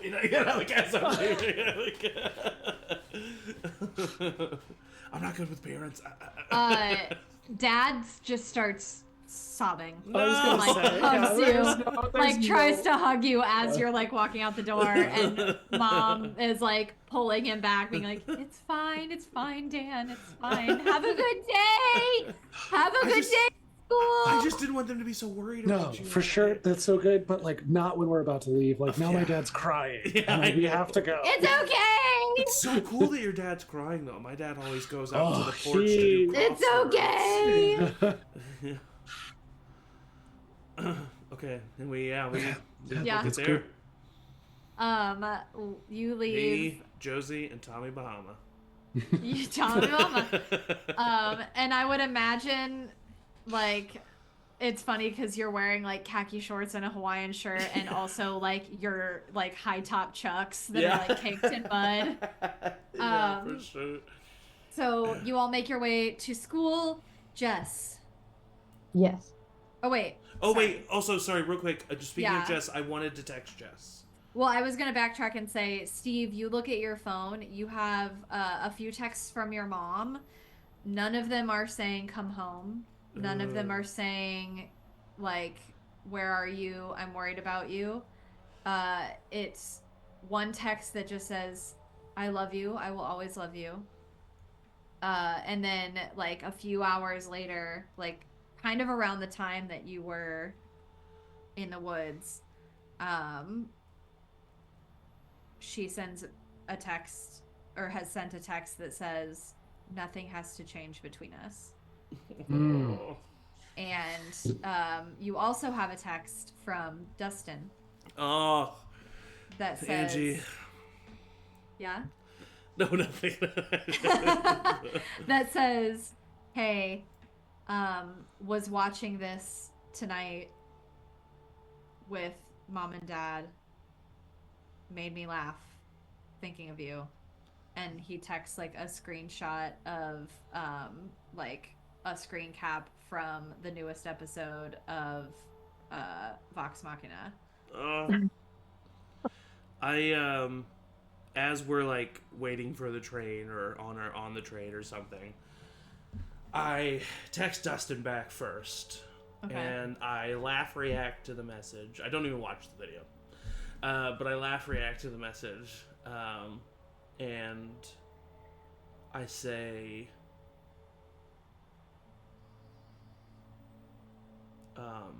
I owe you a lot, most of which are apologies. No matter what is going on between us, I care about you. If you are ever willing to talk to me, let me know.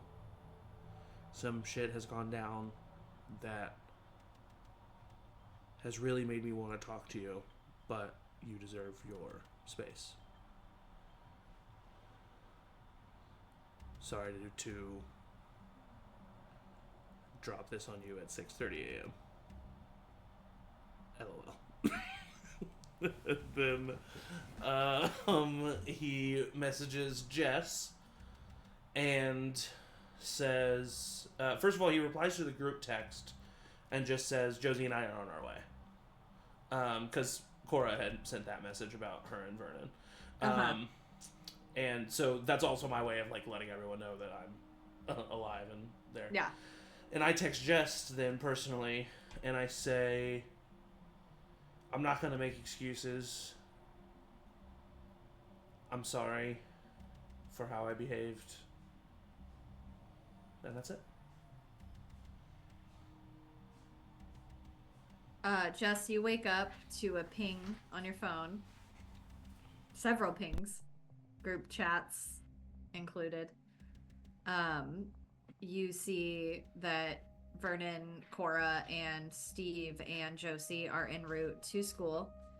And you see that Steve has messaged you separately that apology. You also see that you have a text from Sasha that you don't know what it says. Okay.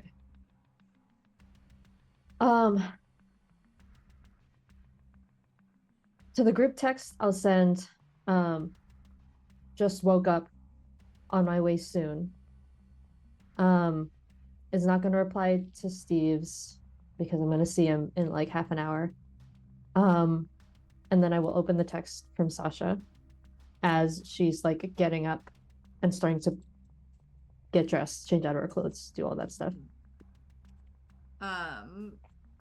Sasha, the text from Sasha says, what's the tea? What's the goss? Where the fuck is this school anyway? Great. Just text back Google exists. I send exact coordinates. No, the text 42 degrees north of latitude. Angelwood High School. I send the address. No extra fluff, no extra stank. I just send that. Before she leaves, she's gonna try to do this all before Yuki gets up. She dumps her like the contents of her duffel bag out on the couch, and then she starts like filling it with new clothes. Some of the ones that she already dumped out, some of the ones that are like in bags, in other bags, and she starts essentially putting like a go bag together in the duffel bag. Okay. And she will put it basically on like the floor of like like the closet, with some like coats and boots, and just like have it on the floor and ready to go,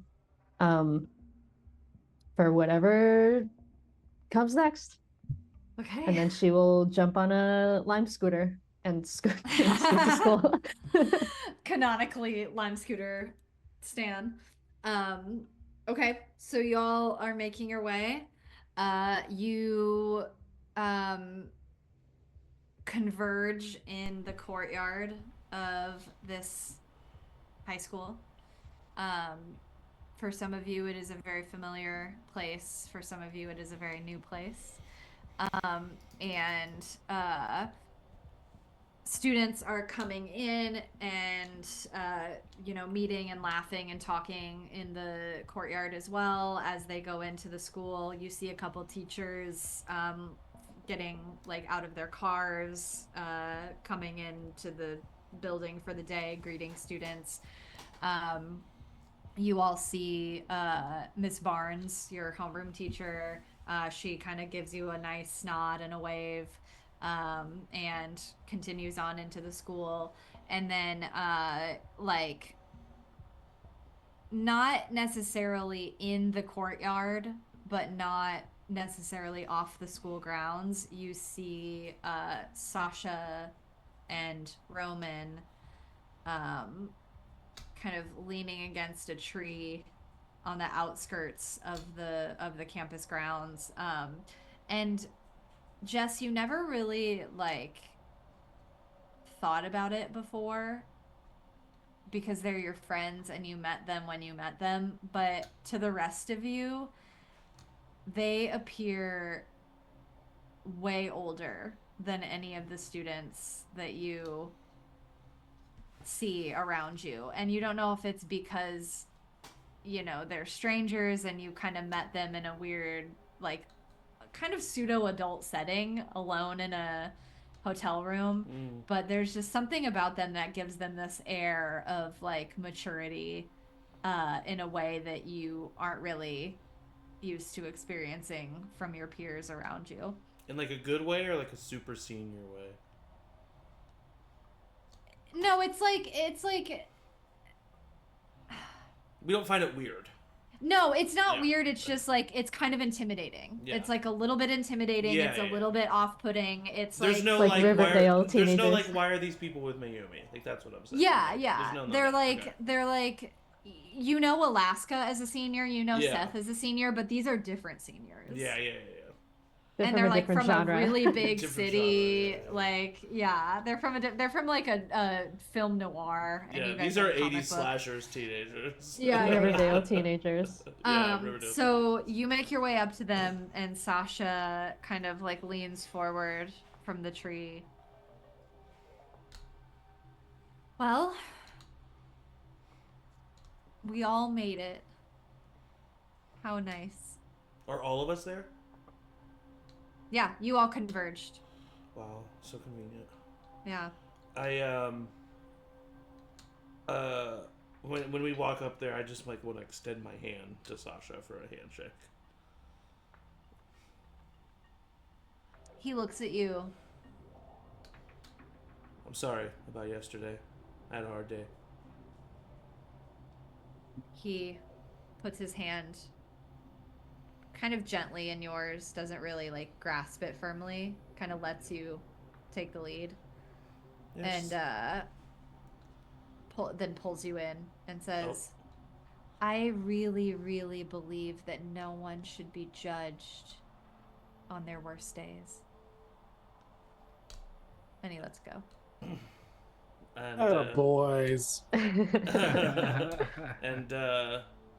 I do the same to Roman.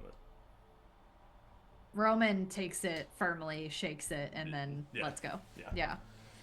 And then I just cross my arms and watch. Yeah. So are you Okay. ready? Let's do this. So, I mean, do we want me to try to talk to her and take her somewhere else? What's happening here? What's the I'm sorry, plan? what is the plan? My Sasha says. My mom made a deal with this entity, and as far as we know, has had contact, and she's the only person that we know that has had contact outside of us. So it's our only lead, really. And so this entity, what did she provide your mother? What was the deal that was struck? My dad died. They brought him back. Sasha kind of looks at Roman, and Roman, for the first time, you see like a hint of emotion from him. We're not fucking with something that's... She's a big deal. And Sasha kind of looks at you, Jess. Well, let's charm a mother, shall we? Should I be a part of this? Should I just stay back? No, I think if you tell her that you want to talk, she'll follow you. So maybe we pick a spot Yeah, I think that and confront her together. I think that is what would happen. Yeah. Is there like a classroom that we know is not used first period, or is not used at all? I would say like you exit. know that the gym classes usually take place like in the second half of the day. A lot of them are stacked. So you would know, yeah, the gym would probably be a pretty neutral, quiet place. Showdown at the gym. Should I take her to the gym? Also, I want to let everyone know.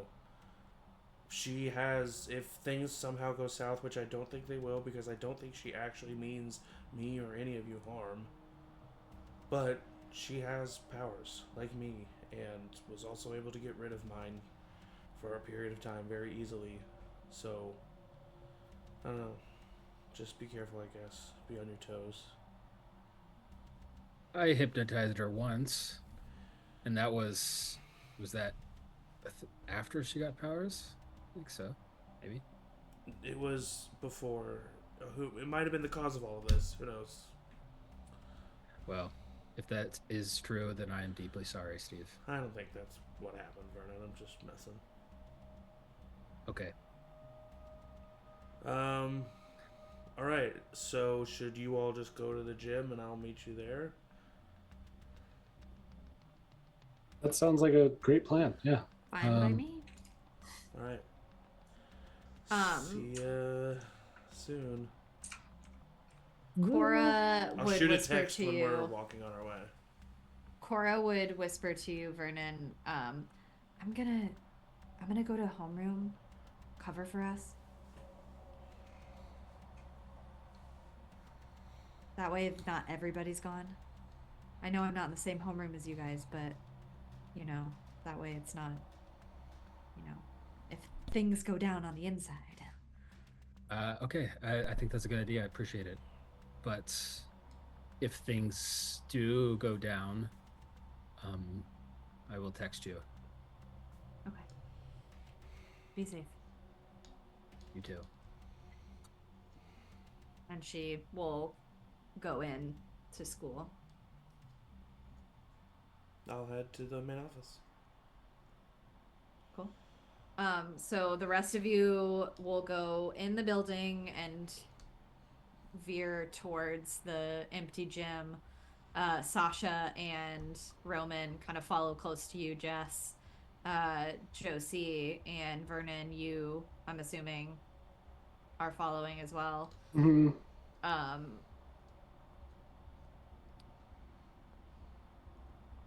Steve.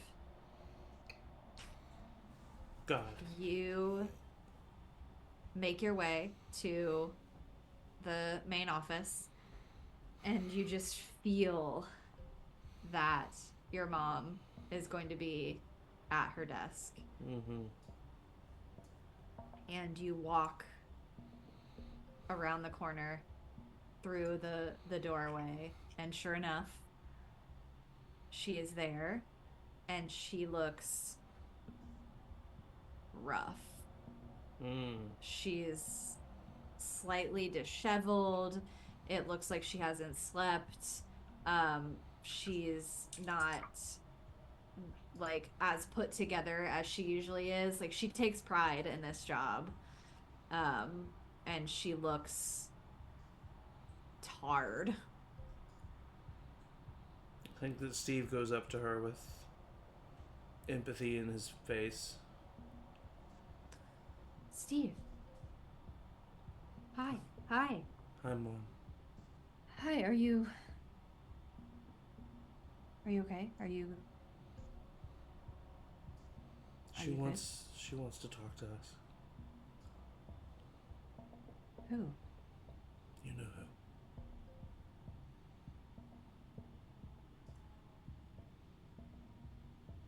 No. You're not the only one who can make deals, Mom. Did you? And he starts walking to the gym. Steve. He just And she keeps like walking. gets up and starts following you, Mhm. Steve. And like is really pulling to try to like be natural in the hallway and like Yeah. everything's cool. And he's like, she's and I'm like speed Steve. walking, and I like shoot off Yeah. a text very quickly, like on our way. Yeah. Steve, you did not. You did not. He doesn't say anything. He just keeps walking. Steve, I am your mother. Please speak to me. I know what happened last night was tough. I know. Okay. Where are we going? To the Can gym. you at least the gym? She's not gonna be at the gym. He just keeps going. And she'll like frantically follow you. Yeah. And the rest of you get the text from Steve as you're waiting. I stop at the door. You stop at the door. Mm-hmm. You get the text as you sent the text as you were on your way, right? Yeah, like as soon as I turned away from the office, I was like, on our way. Okay. Okay. So you're all like hearts beating in your throats. Could we have Sasha- ridden around like the supply room? And can I have grabbed like a golf club or something? I'm the only one who can't do anything. Oh my god. Yeah, I mean, yeah. And Sasha just kind of like laughs at you, like gives you like a little giggle. And you see Roman's eyes like flare a little bit with that fire. And Steve, the halls have died down. Yeah. Your mom is right behind you. She puts a hand on your shoulder. And for a split second, you see, though you can't see her, you see her face in the same way that you saw it when she was confronted by you. And she says, Steve, you have no idea He's crying. what you're getting yourself into. And I would urge you, just listen. If there is any way you, me, and Dad ever have a life with each other again, that is something that we want, is if you walk through these doors with me. Just trust me when I say that.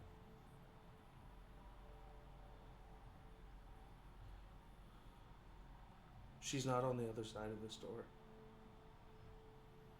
All my friends are. And we need to talk to you, and you need to answer the questions. Because, Mom, you're not alone.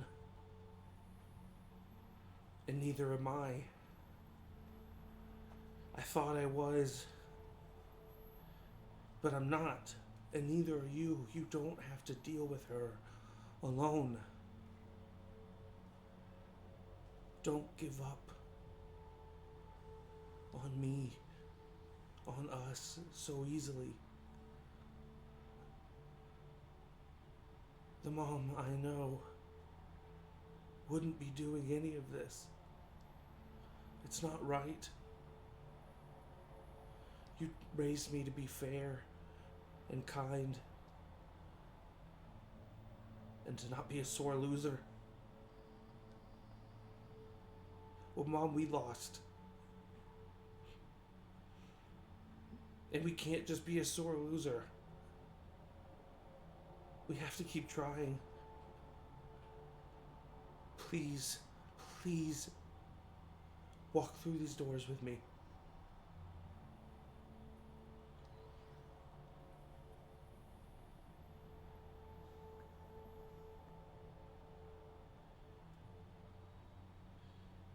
she bypasses you and pushes through the gym door. And Vernon, Jess, Josie, and then subsequently Sasha and Roman, you all see Steve and his mom walk through these gym doors, tears streaming down her face.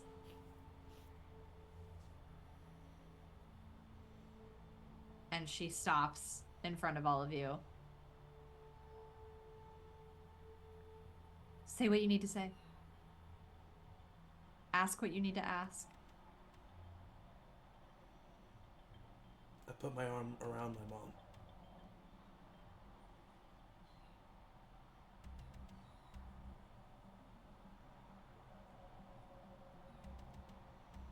How did you even find her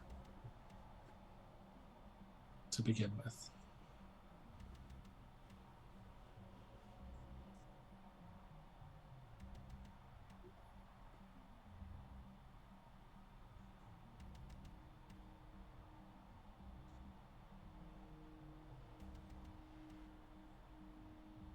I don't really even know.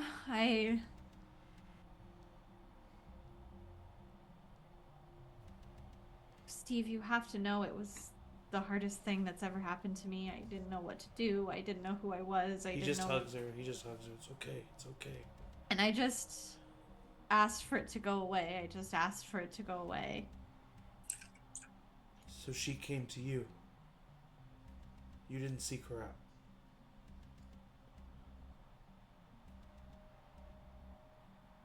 I begged for. I begged for help. To whatever was listening, whoever was listening. And one day she showed up and she offered it. Did you do it in a certain place? Did you go to a church? Were you just in your room? I was in my room. It was our house. Okay. We've all been approached by her mom. Almost everyone in this room. And almost everyone in this room has been harmed by her or threatened by her. You're not alone.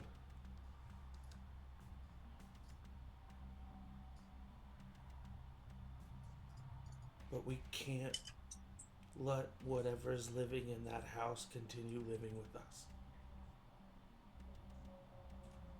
Steve, that is your father. It's not. It is your father. It is 100% your father.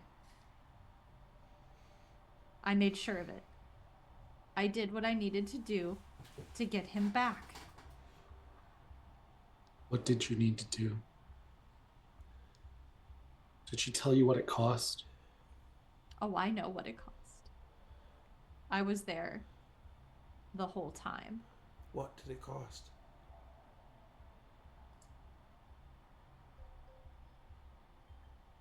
Steve, you see that your mom is staring No. at Josie. No. Josie, you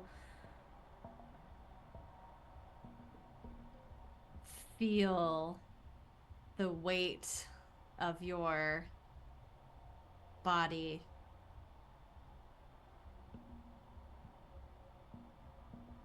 heavily on you. You feel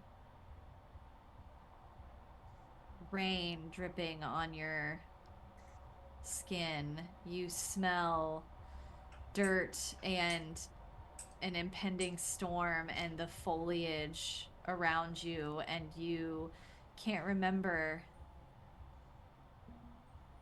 Did you go into the forest that way, or did you must have taken a wrong turn. You don't remember. You're new. You haven't explored these woods very much, and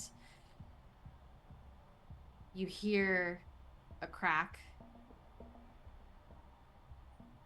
and you turn around, and Jenna Taylor's face floods your memory as darkness falls around you.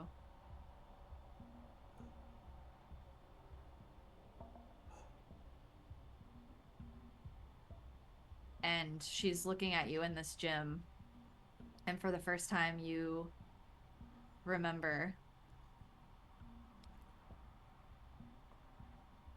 how you got to be where you are, or where you were, I guess now. And she stares at you, tears streaming. She looks at you, Steve. I didn't know her. She was no one. She was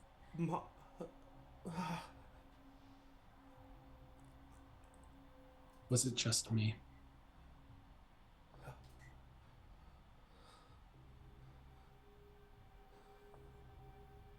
He like backs up, leans against the wall of the night that I saw Jim. Dad was the same night. Was it just Josie? The night that I saw Dad is the night that Ronnie died. Was it just Josie?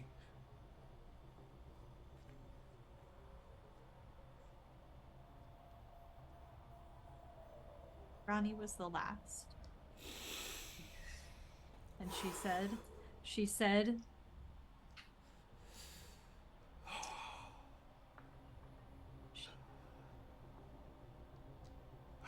I was as shocked as you were. I was shocked as you were. You're not my mom. I am. No. And I got your dad back. No. I got your dad back. Steve falls to his knees. Sasha and Roman are watching this situation.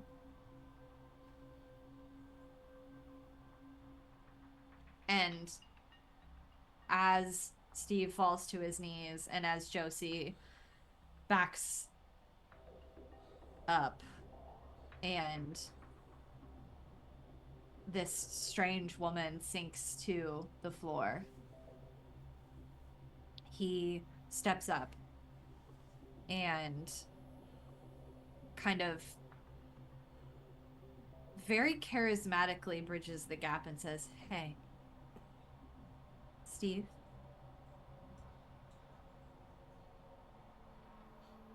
it's okay.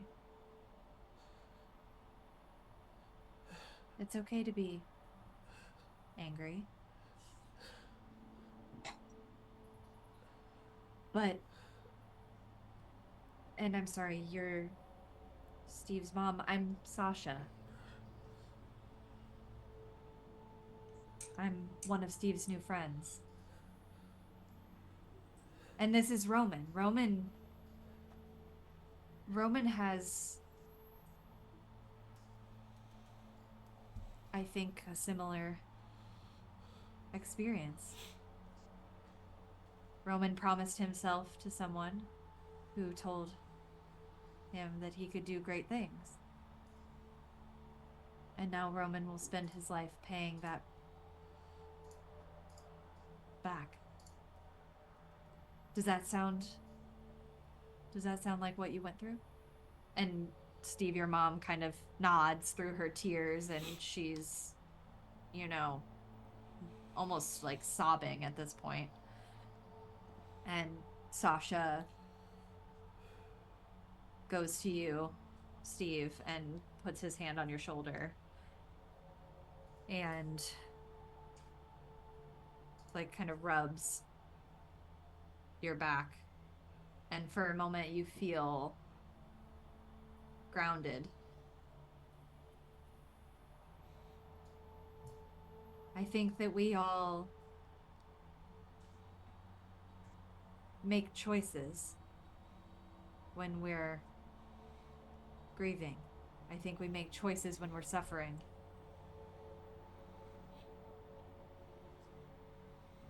And the choices that we make might have unintended consequences, but could be really beautiful gifts as well.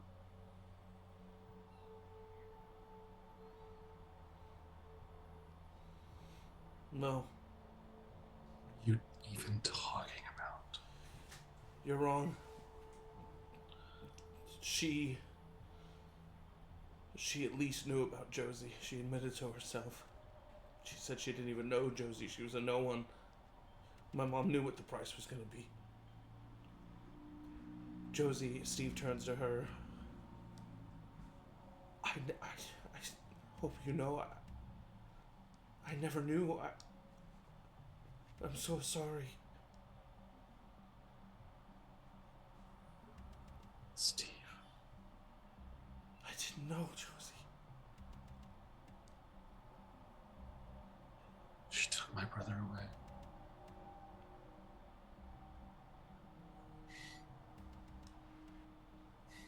She took Ronnie away.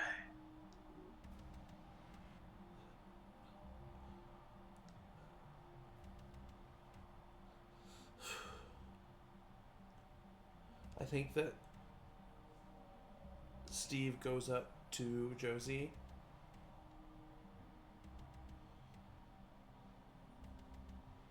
and he puts a hand on Josie's shoulder and looks her in the eyes and just kind of nods and then just like steps directly behind Josie and just keeps his back to the whole situation. And then he says,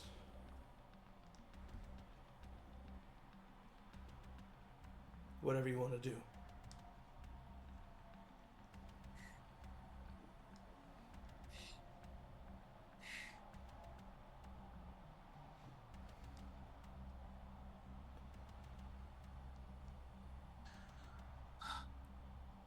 Sasha, Roman,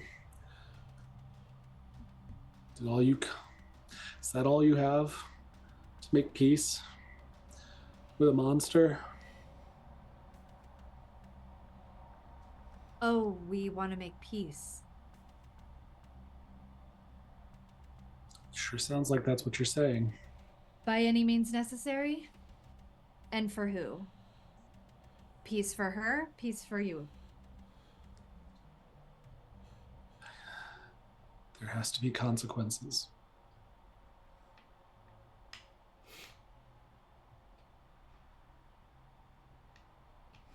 Okay. I can make that happen. Roman? And Roman steps forward. Steve falls to his knees. His back is still to it. He pulls out a gun. And he points it at Steve's mom. Is this the peace you want?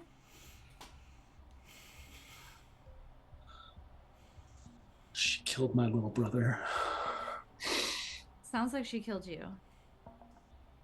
She killed me. Or tried. Somehow I'm still here. And Ronnie? Who's Ronnie?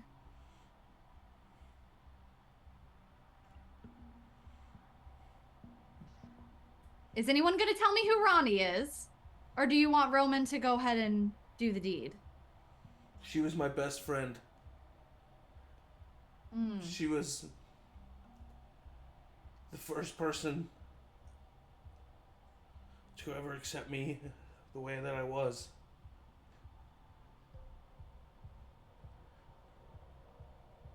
And how are you, Steve?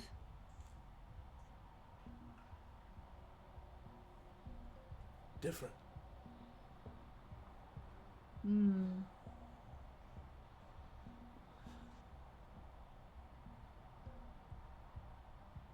And your mom killed her.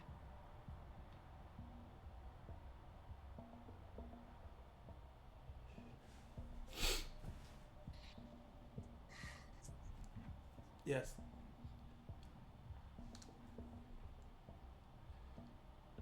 Okay. And with a deafening bang, In the gym? Roman pulls the trigger. And that's where we will end tonight's episode Oh, of Monsterhearts. Holy fuck. oh my god. My fucking mom? We don't know. We He don't pulled know. the trigger. Yeah, it could be that classic thing where it's like we cut back and there's like a hole in the ground right next to her. What you say? So that's where we'll end tonight's My episode. mom killed Ronnie! Thank you so much for coming. Everybody take a deep breath. Ugh. I thank you so much for watching. Thank you to these players, the bravest, bestest players that ever could make this face that Zach is making right now. And take care of yourself. This is a very crazy game, full of many high stakes and many modern violences in this world. So take care of yourself. Love each other. Join us for some lighter fare, I guess, maybe in the D&D world on Sunday. Yeah, And then I don't we'll know. be I back wouldn't say that in so 2 confidently. weeks, right? Right. Join us in 2 weeks, see where this picks up, and the fate of Steve's mom. Good job, Ange. Much job. love. Thank you. Much love to you all. And we will see you next time. Bye. Bye. Bye.